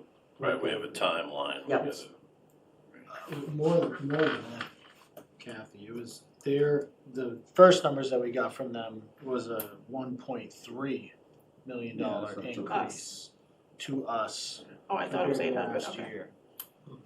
And now, it's closer to 654. 654, so it's a significant, So that will give us a little more breathing room in working out the budget. So where does that leave that total shortfall? so we were short. We were giving them an addition, in the recommended budget, we were increasing their budget 588,000. So now we're short 70, 80 grand compared to being short 730 grand. Right, that's what, Yeah. right, Yeah. that's good, yeah. Most of the cost reduction was in health insurance. Their provider, I think their providers told them originally that they should expect 21% increase, and now they're saying 14. So they're maintaining the they're not cutting into the program. They're taking on raising fees for this and that, especially extracurricular stuff. But they have a program where kids whose family really can't do that can be covered, so. Yeah, That seemed like good news. yeah, that is good news. I was at It'll all go to Essex Tech now, like. the That was finance coming. committee, Now, the finance committee, as we've heard, approved, the finance committee recommended that we have some summer hours in the library. I'm trying to remember, the major discussion was with the harbor capital budget. And I think the finance committee is cutting way back, particularly on new boats, trailers, cars, trucks. So we already did that. Well, Good. we did, things happen kind of in exactly in parallel. And it's nice when both the select board and the finance committee agree. They did approve longer hours for the boats just circling around. Because apparently last year Andy did it because he's salaried and he didn't know what he's salaried for, but he did drive a boat around at night. Yeah. They don't particularly have numbers, they don't keep track of how many incidents they have and what kind of incidents, what time. So we heard a lot of, oh, there's a big problem without numbers. they did say they're gonna start to track that, didn't they? They said, yeah, they 'Cause said I they're was really going. kind of surprised that they Really had. should, yeah. But they were talking, what, 10 o'clock at night or 10 something? o'clock at Yeah. night, yeah. That wasn't included in my recommended budget, which is what they approved, the finance committee, but we talked about revisiting Okay, the additional okay, hours. This predated our updated numbers from the school, so I'm Yeah, sure well, we'll come back to it yeah, later. But if it's related to the launch fees need to support that. Yes, that was discussed. This was patrol. There was a brief discussion about launch membership may increase if they had later hours that they were servicing, but the primary source of the request for additional funds was for patrol, not really launch. they did handle the lunch separately and there was some discussion about how they were going to pay back the original investment and they've been doing some, but it was, looking like a 30-year loan, which is hard to do the boat in less 12 years. But we also talked about the process to increase the fees, starting in the spring. And hopefully getting those approved so that we can install them into the software, into the system in the fall for the following calendar year. Well, but there was also in the original plan, there was also a specified amount of time by which we had to pay the town back for the boats. What was, do you remember what I that don't, was? I think we should look up the Do you have- documents. Do you have a copy of that? I'm sure I There can was find a business plan of Yeah. some sort? Yeah. Okay, yeah, if sure I you can could find it. share that. Yeah. Their It balance was very sheet, specific because we didn't want to get into rose-colored glasses, right? And keep this thing going if the costs were not being covered by the fees. We had very specific guidelines. If it's not making money or breaking even, by this point in time, we shut it down. That was done deliberately. So Yeah. I will dig up that document. Bion should have it, but if he doesn't, I do. the balance sheet was down to the 90s. We paid 120. It brought in more money than it expended last year. But that's different from adding in the cost of the original Yeah. capital investment. So that's where I need to see. They transfer that surplus to pay it down. Yes. That's what they do. Yeah. And they're in the 90s now. That's on the sheet that they passed out at the finance meeting. So that's 15,000. It was like an average of 15 Yeah. per year, something like that. No, it is, I'll see if I can find it, but if not, Peter Twining is the one, a member of the finance committee that I worked with on this, so if I don't have it, I know he does, so. Well, that'll help us in the rate, like possible rate increase discussion. Absolutely. We wanna try and make sure we're following, we don't increase the rates and it doesn't support that. The rate increase can't happen for this year, it has to happen Yeah. because the people are already signed up. Right. That's it for me. We've done the consent agenda. Town Administrator's Quarterly Review. I sent you a document today. Let's see, where is this?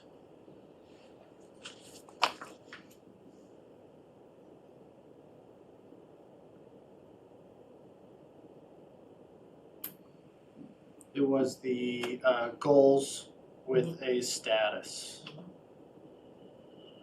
I can just run through those quickly here.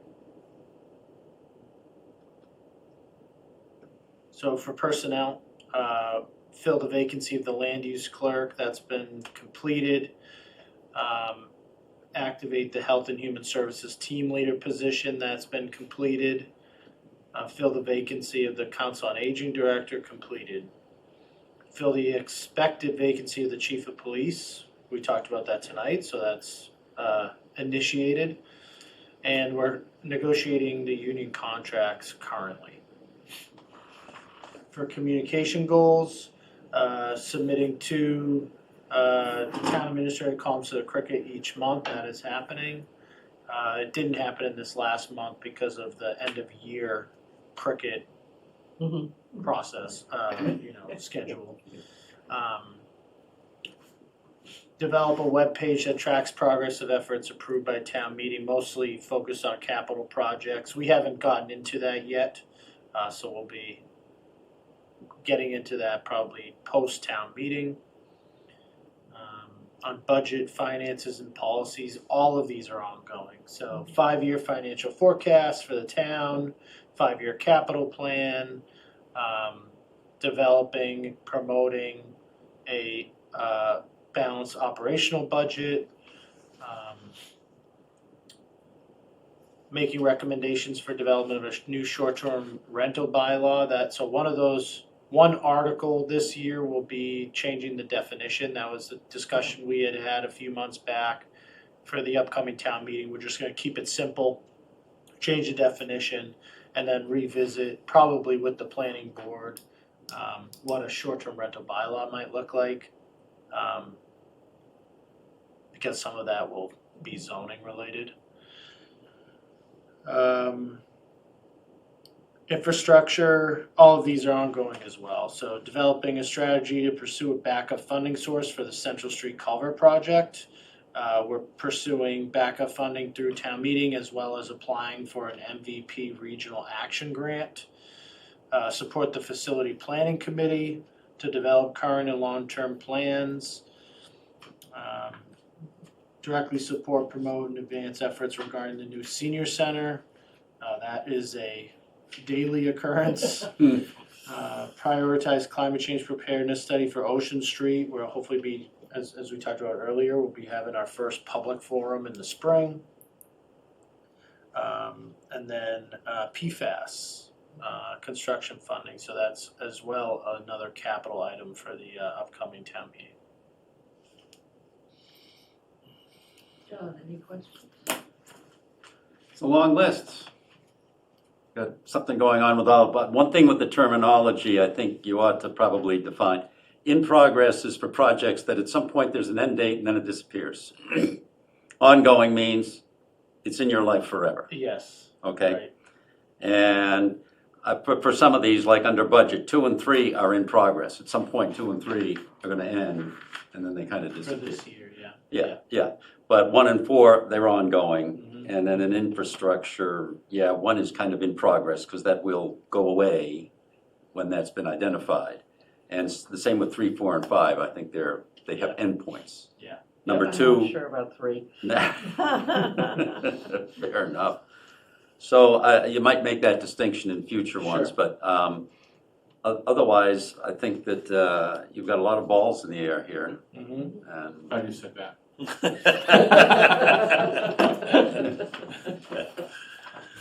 And I hope we can catch them all coming down, or you can anyway. Yep. So but you've been on top of the case and done an excellent job. Thank you. Throughout the past quarter.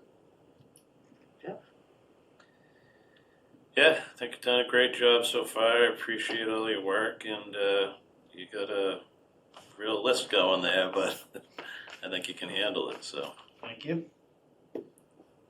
I got it.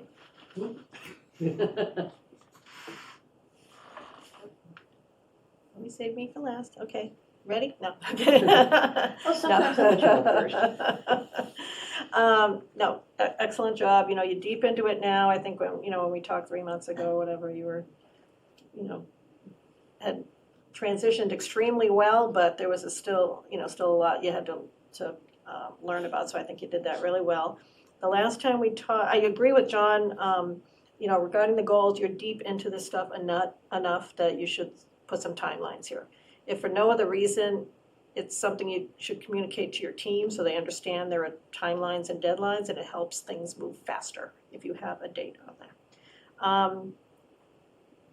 Last time we talked about your review, we talked about, you being able to learn differently, not attend every single meeting, I can see definitely you've moved away from that, and you certainly seem more comfortable that you don't have to be in every meeting now on everything, and I was wondering, it's about scaling up, right?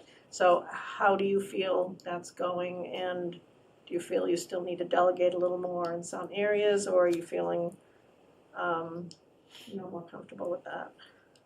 I think it's some of it is a product of like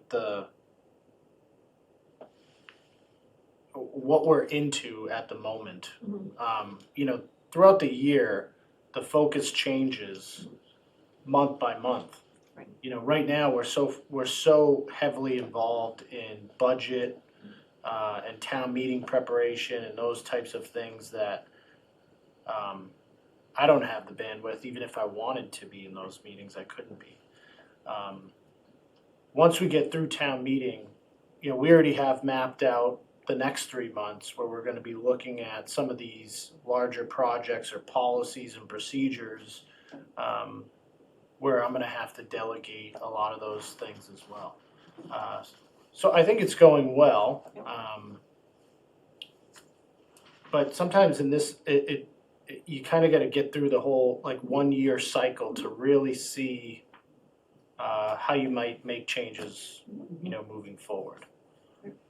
Because these 4 months right now are going to be nothing like the next, the 4 months after town meeting. Right. I think that's true in any leadership position. There are cycles. There's like an HR cycle, there's a budget cycle, there's a strat planning cycle. That's the most leadership jobs. So I think that's good that you recognize that. I'm glad you mentioned the projects, because I think that's an area where, in some projects, it's clear to me which one of your direct reports is taking the lead. And there are some projects I know that are still yours. So as you, like you said, get past the budget cycle, the fact that for any big project, you make sure one of your direct reports is the lead and you can help them, right? That will, I think, still help you quite a bit, because then that's good for their development as well. Yep. Yeah. I think everything's going great, so thank you. Thanks. I concur. It seemed at first that you were running in all directions all at once, and it seems a little calmer now, which I'm sure is good for you, and it's also good for the town. Getting the right focus. We have such a good team, from department heads to support staff underneath that, to the people out on the road, everybody is truly rowing in the same direction, which allows for me to seem calm. It really goes back to, it really goes to the staff, the team, and, you know, their help, their support for me allows me to support you and so forth, so. Do we have to give a grade, or do we just? No, I think- I'll add some timelines to that and, Yeah, that's a good idea. send it back out, but. This will pass or fail. All is well. Okay. I think I've ran out of strikes, with you, so. Leave it open-ended. You have an open account now. And I want to see your report. Right, because we had so much on the agenda tonight, so we were just gonna go right into, really use the town administrator's report for budget discussions. The biggest of that is the school budget numbers that you just spoke about. We've now been in front of the finance committee 3 times. They've voted on the operational budget of the police, the town clerk, the library, CPC, but we'll be revisiting that, health, council on aging, harbor, finance department, and cherry sheet non-appropriated funds. We did not get to the town administrator's select board numbers at the last meeting, and then this Thursday is fire department, recreation, veteran services, and hopefully we'll get to the town administrator and select board numbers this Thursday. But we're meeting every single Thursday, and we're on a good schedule. I think we're working at a good pace. The operational budget is so thin as far as increases this year. I think that's probably why we're getting through things pretty quickly. The capital items, the big items is health insurance, school, and those types of things.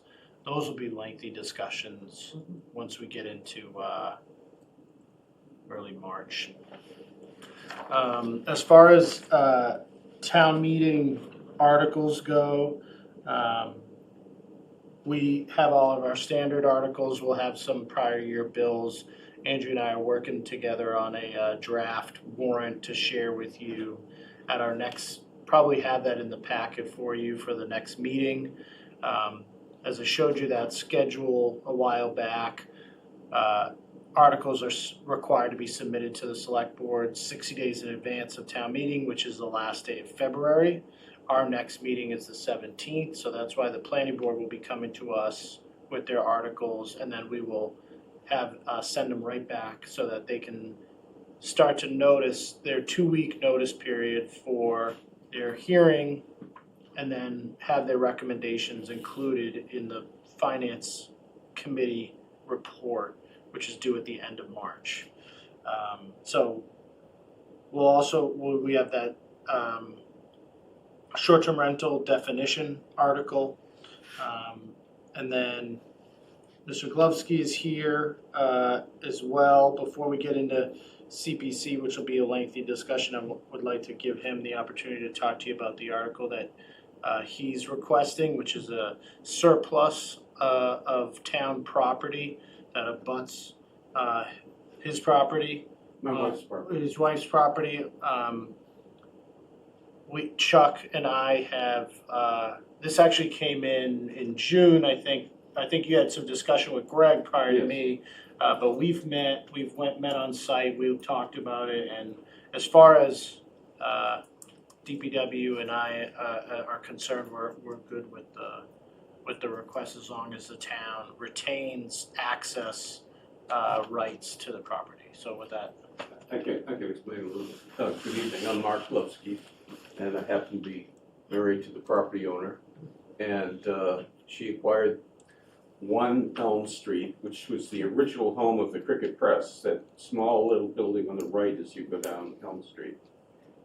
It's adjacent to Central Pond, and she acquired it in 1998. the building's not in good shape, and it's going to need to be significantly renovated.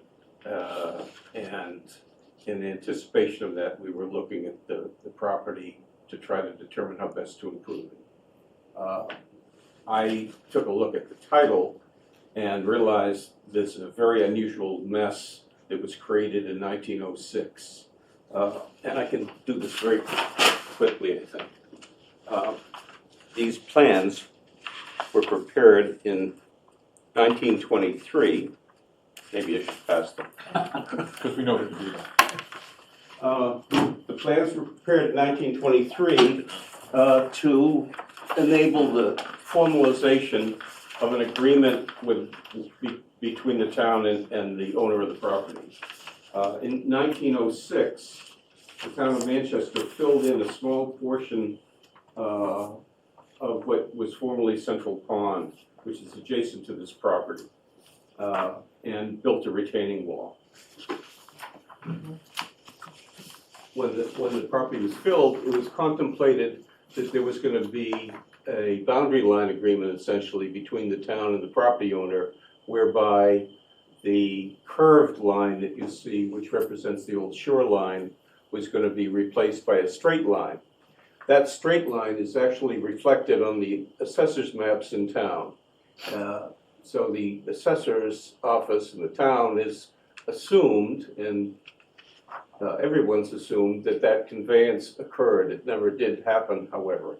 So what's being proposed is that the town would sell or declare the property surplus so that it could be sold. It's only about 900 square feet. The 912 square feet, which is what the assessors say, is based on the straight line. So it's approximately 900 feet, but that could vary a little bit. And what we're hoping to do is we want to improve that, re-landscape, and just clean it up. It really does nothing for the town. We've entered into another boundary line agreement with the town because of the Central Pond project.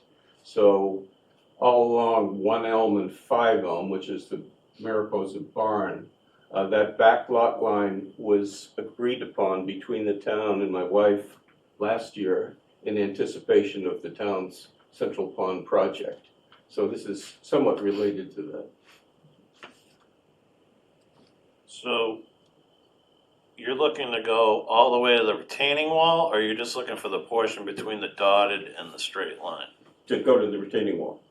The town right now owns the land from the retaining wall to the curved line, although the town thinks it owns to the straight line. But so what we're hoping to do is acquire that 900 square feet. It takes it right to the retaining wall. Right, okay, I just wanted to make sure we was. Probably too small for public safety building.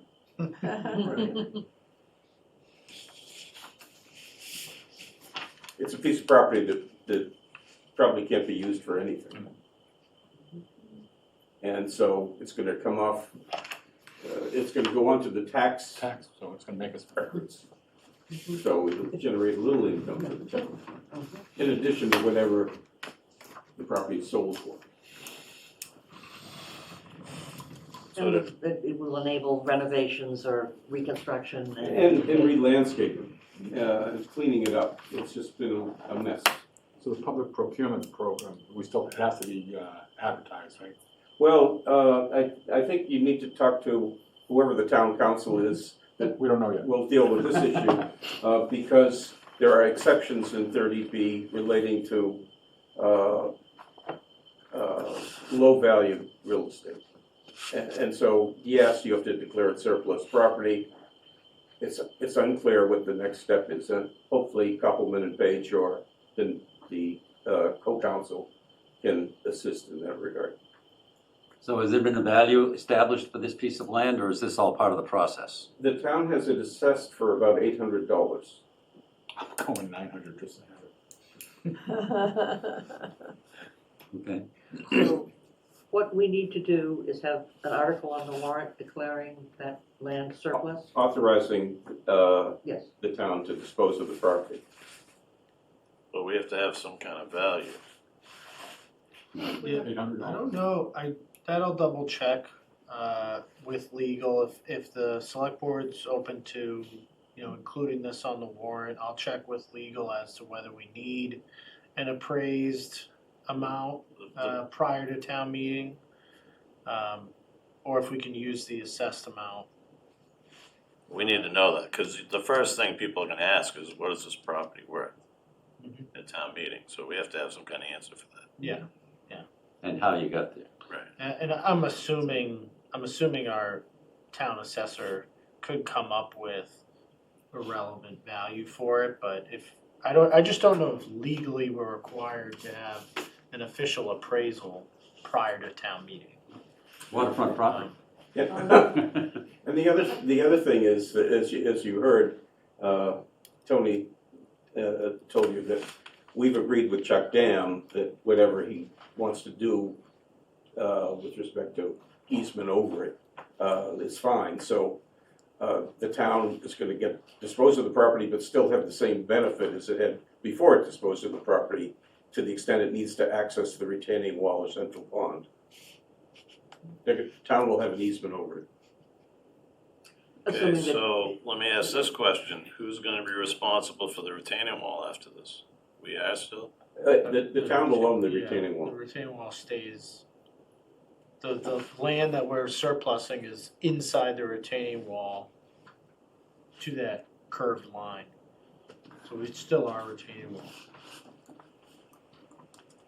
And if we have to make repairs to it, if there's issues with it, we have the right to access that property to do it. Well, okay.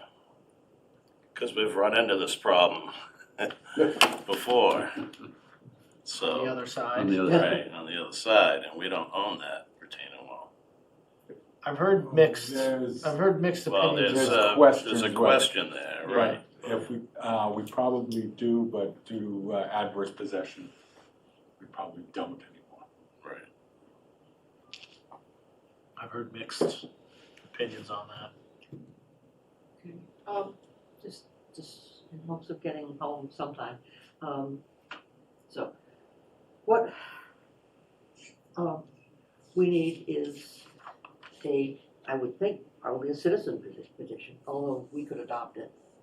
We can put it on. We can put it on. Yeah. We need somebody to write it. I've drafted it, Okay. but I haven't sent it to council for review or asked those questions, because I wanted to I guess make the sure you were good first. question that I should have asked to move first forward. is there, aside from the question of how we assess a value, is there any opposition to this? As long, there's no opposition as long as we come up with some kind of value that we can stand on. Okay. Do you, there seems to be someone in the crowd with their hand up, do you want to? Oh, sure, sorry. Yes, Mr. Ottinger. Hi, Henry Hunter, 22 School Street. For the purposes of this conversation, I represent Conservation Commission as well, I think. I feel like we'd like to take a look at this and maybe weigh in if that's appropriate, Tony. What would Concom's input be based on for surplus property? Just want to understand. Solely on the virtue of the resource, the location to the resource. It's not changing. Yeah, the use isn't changing. The use isn't changing, right? No. Just ownership is changing. Well, you don't have any intentions of building out into that area, right? No. And And if they do, you would they have to go to to- Concom if you were Right. going to do that. I'm just saying off the get-go here. When is the Concom's next meeting? Henry, It's Tuesday tomorrow night.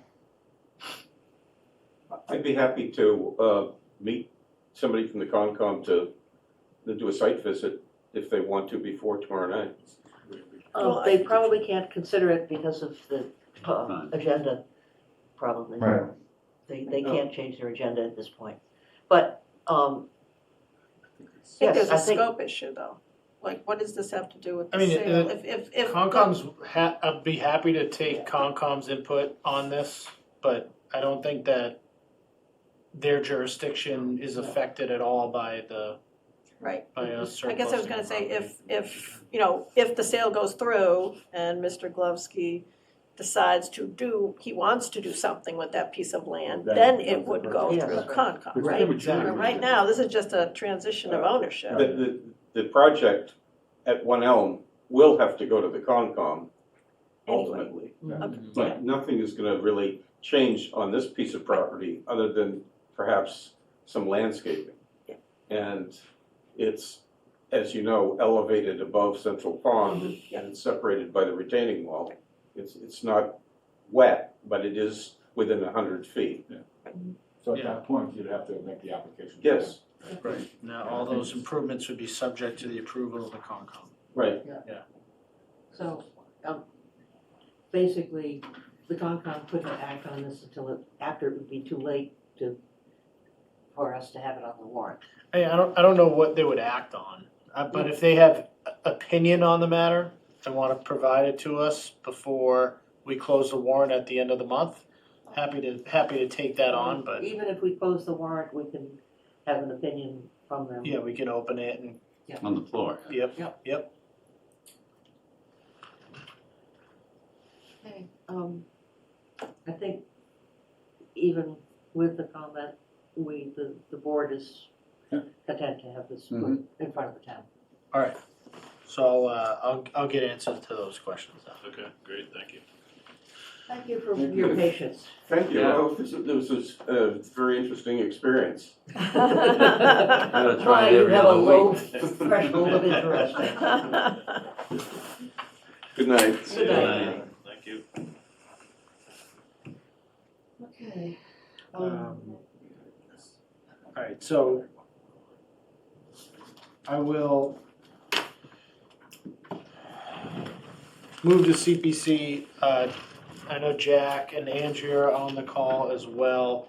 Try to get through this quickly. The biggest item here is the Rotunda project. If you flip to the last page on this handout is the spreadsheet of all the projects before the CPC this year.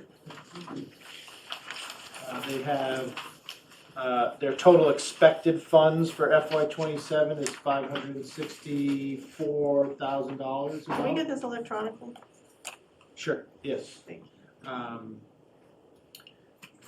Under open space and recreation, requested amount to be spent is $51,600.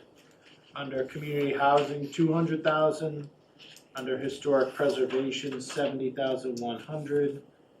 $25,000 administrative, and that adds up to $346,700, with remaining available FY '27 funds of $273,451.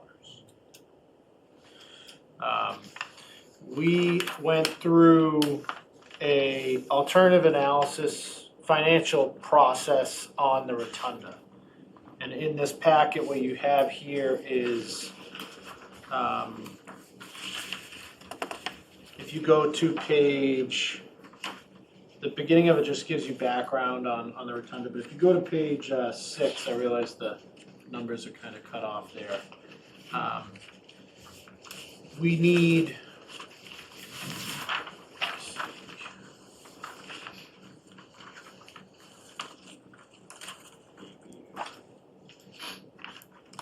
we need about $3.6 million for the Rotunda project. We have $1.3 million already funded or appropriated, $800,000 in taxation and free cash, and then $500,000 from CPC from previous fiscal years. So, we talked about potentially borrowing the remaining amount that we need through the CPC program. Now, you could borrow that through the CPC program and not adjust the CPC rate. So that's option number one. Obviously, there's zero tax bill impact on that option because you're not adjusting the rate. Obviously, in doing that, you are affecting CPC's ability to fund projects in future years because they'll have debt service as part of their future fiscal year budget. Option two was borrow through the CPC, but increase the CPC rate to 3%, which would have a tax bill impact of $117.45. This is at $3 million borrowing. And then option three was, to not go through the CPC at all and borrow the funds through the town, which is $102 tax bill impact. The finance committee spoke with the CPC on this. I wasn't at that meeting. My understanding is this finance committee was pretty adamant that they, would prefer not to increase the CPC rate or handcuff future years of the CPC and borrow the funds through the town. And then possibly have CPC commit additional funds this year and next year in cash towards the project, reducing how much we have to borrow. That was tied into reducing how much CPC was going to put from this year towards the Affordable Housing Trust. The CPC then decided that they did not want to reduce how much they were going to put towards the Affordable Housing Trust. So that's new information. However, CPC still has an additional 273, oh, thank you, Jack, $273,000 this year that they could put in cash towards the Rotunda project. Also new information is Andrea looked at, working with Nate, the timing of the project. It would not allow for the CPC to commit cash towards the Rotunda next year because of the way that the borrowing works. If the town were to borrow the money, CPC can't allocate funds towards town debt service. And since the debt would already start, they really wouldn't be able to contribute next year. The other thought that we talked about at length with the finance committee was because of the school budget issue, this discussion predated the new school number. Because of the school budget issue and health insurance and things of that nature, what we could do was reallocate money that has been the $800,000 or a portion of the $800,000 that had been appropriated in previous fiscal years to pay down OPEB and to help with funding of the school budget. And then that amount that we reallocate would get added to what we borrow through the town for the Rotunda project. So those are all that's kind of shifting now. That's all new information. So that'll bring our OPEB current, right? Right, if we have $360,000 in our current version of our budget for OPEB. If we get to 420, we'll have satisfied, our portion. We wouldn't have to put additional money towards it next year either. So it kind of solves some of our issue now and into the future. And we would be totally funding the retirees from the trust rather than from our budget. Starting next year. Right. Saving $250,000. Yeah. So now that we only need to find $70,000. $70,000 for the school, we may not need to reallocate as much of the money that we had appropriated in previous years for rotunda, thus reducing the amount that we have to borrow for the rotunda. Does that merit another discussion about possibly going through the CPC with the finance committee? Maybe. I think we'll have to. Yeah, I don't know. Because there was strong feeling on the part of the finance committee that the Affordable Housing Trust has a lot of money and hasn't done anything. And giving them more money to do nothing. The Affordable Housing Trust, of course, explains that they have been doing things, they just haven't worked yet. So I do think that the Affordable Housing Trust, which has about $1.2 million, I think, More, a little bit more than that. 1.6, I don't think it's much. yeah. Anyways, I do think at some point, their need from CPC as far as funding goes on an annual basis, it's gonna decrease. I can't imagine that they're gonna be needing $200,000 every year for the next, 100 years. yeah, even 5 or 10 years. I imagine they're almost I think they're very close to having enough in their budget to be competitive in the real estate market. And once they get over that hump, or once the town meets their obligation, what's their annual operating needs? Probably a lot less than 200,000 per year. And this, under this scenario of $3 million through the current CPC rate of a 20-year debt service, it's still, that would be $225,000 of debt service per year through CPC. That leaves them $338,000 and $353, still close to about $400,000. Now that 3 million may be closer to 2.5 now because of the school budget, and us not needing to reappropriate some of those funds. So that debt service amount should go down, thus the amount of available funds after debt service may go up. So these are the things that And you we have gotta to talk deal about. somewhat with the fact that there are also factions on the finance committee who don't trust that the CPC matching money is ever going to come to anything significant. And that in that case, it doesn't make any difference who borrows it. That is fair, and that's a fair opinion to have. I don't necessarily disagree with the FinCom's position at the moment, but I do think that enough new information has come to light that it's based on the fact that we have so much capital need this year. And a lot of those capital items are going to have tax bill impacts. The fact that there's an option here that would have 0 tax bill impact, I think it's really important we, talk about it as much as we can and really, if it's not the way we go, it's okay, but I think based on the new information that we have about the school budget and that CPC actually has an additional $270-something thousand this year, that could be held on to and be the first debt service payment next year.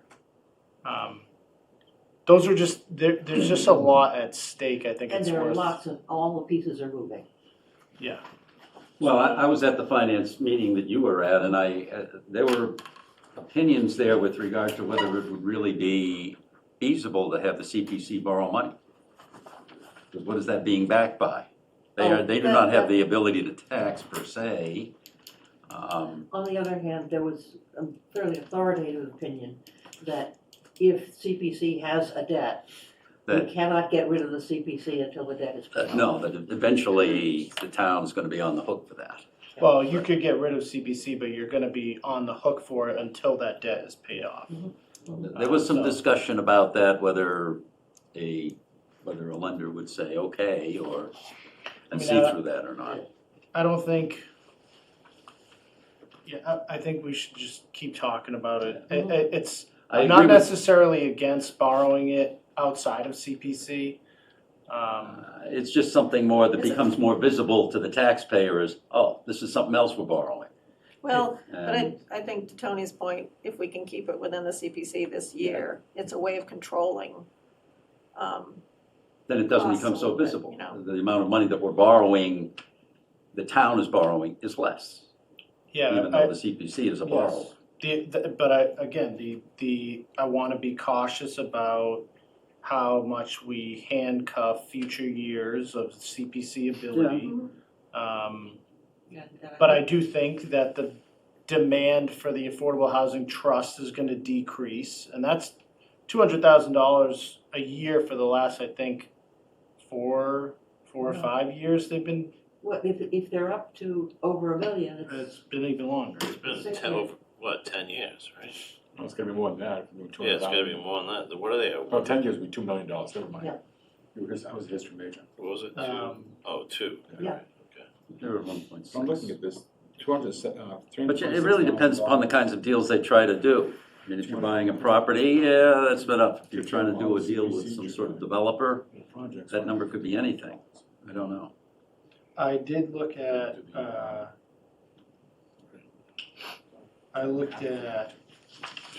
I'm just, total amount spent on projects by the CPC going back to 2006.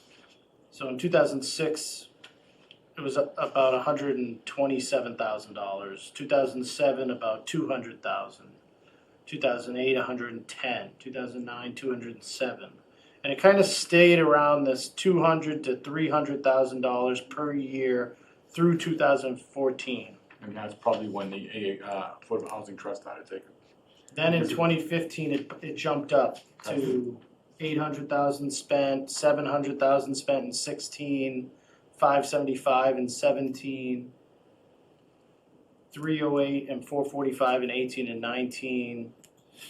And then it jumped. They must have built up a surplus. Jack's on the call. Jack could probably speak to why some of those years bounced up, but more so I wanted to understand, like, if CPC had $300,000 to $400,000 to use a year, would that be debilitating or would that be a healthy amount? It's a healthy amount, because from what I'm looking at, and again, Jack can speak to this, is that we removed the $200,000 from the Affordable Housing Trust. It's $140,000 worth of projects being done. And that seems to be reflective of what we saw when we first started. All right, and there's a lot of little, I mean, we're looking at $15,000, $20,000, $3,000. And that takes care of a lot of issues or items. I don't think that there's a huge backlog of historical preservation projects. I don't think there's a huge backlog of open space and recreation projects. It's all been resolved. I think Parks and Rec usually is, they're looking for things to spend money on. So actually though, there was something I expected to see on this list that I didn't, that was the new signage for a singing beach. Jack, is that in the, I see the signage for Reed Park and Pine Street Field, but I don't see the seasonal signage that we talked about in the select board in November. And I Yeah, there's several $1,000s in that budget for the Sing Beach signs. what, is that the, where it says signage for Reed Park and Pine Street, that includes the Singing Beach seasonal signs? Yes, it's gonna be about 12,000 for those two signs, so the additional funds would be for any other signs that Parks and Rec needs. Okay, thank you. I'm going to clean up the language for the warrant article. Jack, would you comment on anything I had to say? Do you have any input there? Well, first of all, if we were to bond using about 40%, 50% of our annual funds, it will grow 2, 3, 4% a year with 2.5% and new growth, we can probably survive, especially if we knock down the affordable housing trust somewhat. We do have to give 10% of our funds to the affordable housing category every year, so we cannot eliminate it.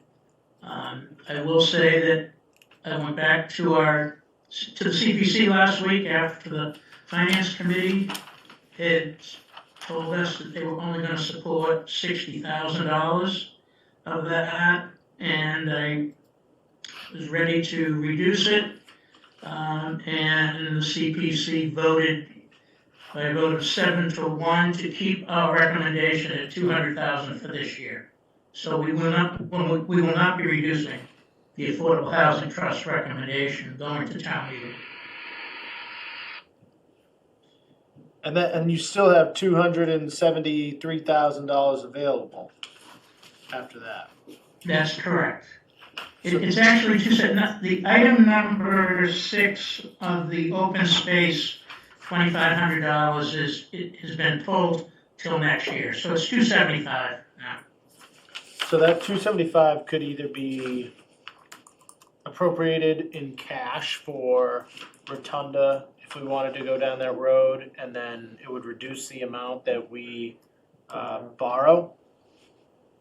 That's correct. Or it could be, if we borrow through CPC, that amount could be held in reserve, held by CPC for future year spending and could go towards debt service. Yes, but we will have sufficient funds starting next year to pay the bond without doing that. So we could give you the 275 and still bond in the future. Yeah, I mean, if anything that we have talked about falls into the category of community preservation, to me, the Rotunda is it. I mean, That's the community right there. it's the only reason we're doing it. I mean, literally, it doesn't serve a functional, it's beautiful. It's part of the culture of the town. That's why we're doing it. So I don't know why we wouldn't pay for it as much as we can out of the CPC budget. So I have a question. So there's been talk about if we can do Morse Pier, the Reed Park extension, and Tux all at the same time. There's potential savings there, right? Get one crew here. So whatever we end up doing here, is that jeopardizing our ability to keep all those in the same window? No. Unless it isn't funded, whether it's funded through town borrowing or CPC borrowing, it doesn't matter. We'd still be able to coordinate those projects together. So it's not a timeline. So what we're saying is, No. we're gonna borrow the money, we're just trying to figure out which pocket it's coming from. Yeah. Right, and you have a zero tax bill impact believe- option, but it has a handcuff element to the CPC in future years. Well, Jack seems to Well- think it won't. The only thing I would say too is that this is the one area of town meeting where the town really understands what they're voting for. Each line item, we go through each line item and somebody says, I wanna hold, they really get it. A lot of the other stuff they're voting on is kind of, esoteric, or it's hard to see. This is easy to see, so the town can either say yay or nay. That's another reason I'd like to see it under the CPC budget. It's given the town people control. Okay, Rosemary, I think you had your hand up first. Hi, yeah, so I'm speaking on behalf of the CPC, myself, not Historic Preservation. I For the record, support. tell us what your name is and what your address is, please. Sure, Rosemary Costello, 12 Bennett Street. And so I'm wearing my CPC hat, not my Historic District or Historical Commission hat. I'm, as a Historical Commission member, supportive of the Rotunda Preservation Project. As a CPC member, I know that we've heard from both Parks and Rec, and I think the DPW about projects at Sweeney Field and the bathhouse at the beach. And I think we could use CPC bonding for those projects as well, so I'm hesitant to throw all our bond capacity into the rotunda when there may be other capital projects that are CPC bond eligible in the future. I don't think we have a luxury of time though, do we? Right, that's the problem. I think the difference with Sweeney Field is, Nate, you can correct me if I'm wrong, but I don't think CPC can fund that entire project, whereas Rotunda, I think it can. You know, there's portions of Sweeney Field of project that I don't know are eligible for CPC. And Bathhouse, I think, is still, I don't know if any of that is eligible, that's still kind of a question. I think that's recreation, I think that falls under recreation. The bathhouse would be a difficult one to get by the statute. We can renovate, we can do some renovations to enhance it, but not a major $500,000 total renovation. Before we get too far off, I'd like to hear from Sarah Melish. Thank you, Sarah Melish, 11 Bennett Street, Chair of the Finance Committee and Chair of the Affordable Housing Trust. I think that Kathy's raised a concern about the fact that the rotunda was so important to the community that it would be clearer what we were paying for if it went through CPC. And I wanted to correct that, because if it's paid for with a bond through the town, it goes as a separate warrant article for the debt exclusion. So the town would know that it's paying 3.6 million as an appropriation to cover the cost of that rotunda. One of my ideas, creative as it may be, was to, we have to appropriate the whole amount anyway. It doesn't matter who funds it. The town has to appropriate it so it can go out to bid. But one of my ideas was if we pulled back some of that cash the town had appropriated in prior years to the rotunda and enable us to fund the full $420,000 to the OPEB, then next year we're having an $800,000 swing in our town resources, because not only will we not pay the $400,000 for OPEB, but we would be paying $450,000 out of the OPEB trust for the retirees' benefits. So you're talking only one tough year this year, and certainly the fact that the school is pulling back their budget is helping that. And we, when we discussed it in the finance committee, why not have the town pay for it? The current match through CPC is 16%. It's gone down every year. So you're not saving money really, and you're tying the hands of the CPC for future projects. And we do have future projects in Parks and Rec that need to be funded. So that's kind of where we were coming from. Thank you. Thank you. I'm going to say that we're not going to solve this problem tonight. No, I didn't think we would. And I think we've got enough numbers floating around that we need 2 weeks to think about it. And we've got time. So, Could we get an updated, I haven't looked at all of the meeting footage from the FinCon meetings. Could we get, if there have been updates recommended, could Andrea just get us the updated budget book? Yes. That'd be helpful. Yes. Just whatever few pages have been changed. I think there's only the only thing that they approved operationally is the additional funds for the library that wasn't included in my budget. That they And now we're recommended. gonna have changes in my recommended amount to reflect the updated school number. We as well have received a signal that our health insurance would be likely more closer to like a 14-15% increase, whereas the current budget has a 20% increase in there, so we can bring that down. So we'll send an updated. Yeah, sometime, if we're gonna talk about this at our next meeting, it would be nice to have the real numbers Everything in in front of us, front yeah. That'd be great, thank you. Okay. I think, Madam Chair, certainly, Jack. thank you. The calendar, as you know, is not anything we're gonna make a decision on tonight and how to fund it. However, the slate of CPC recommendations before you is our up-to-date slate that we have voted on, with the exception of that $2,500 for the Pine Street access, number 6.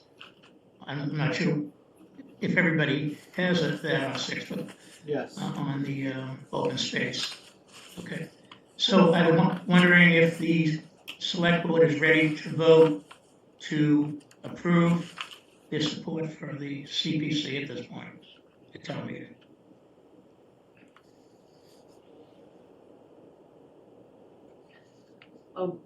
We need to finish our discussion, we Yeah, I said we think we didn't wanna finish. Yeah,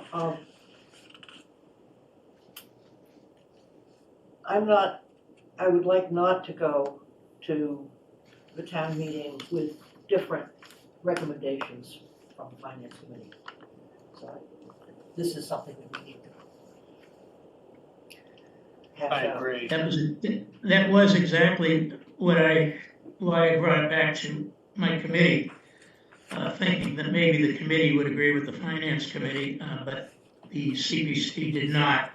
And they're sticking to the $200,000, which is something that the committee can do and bring to the town meeting.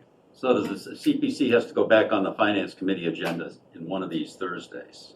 I think we'll be talking about harbor capital projects generally in an upcoming FinCom meeting with the DPW. I think that's scheduled for 2/12. And then Sarah said that she put CPC on the agenda, added CPC to later in the schedule. Later in this, so it's going back up It will be going for back. obvious reasons. Sarah, do you have a comment? Yes, the finance committee has not yet voted on any CPC items. We had a discussion, we did not take a vote, and so I believe I have it on March 12th for a vote for all of the CPC, but we have not yet voted on the CPC items. So it will be going back. So you can wait, the select board can wait. We got it.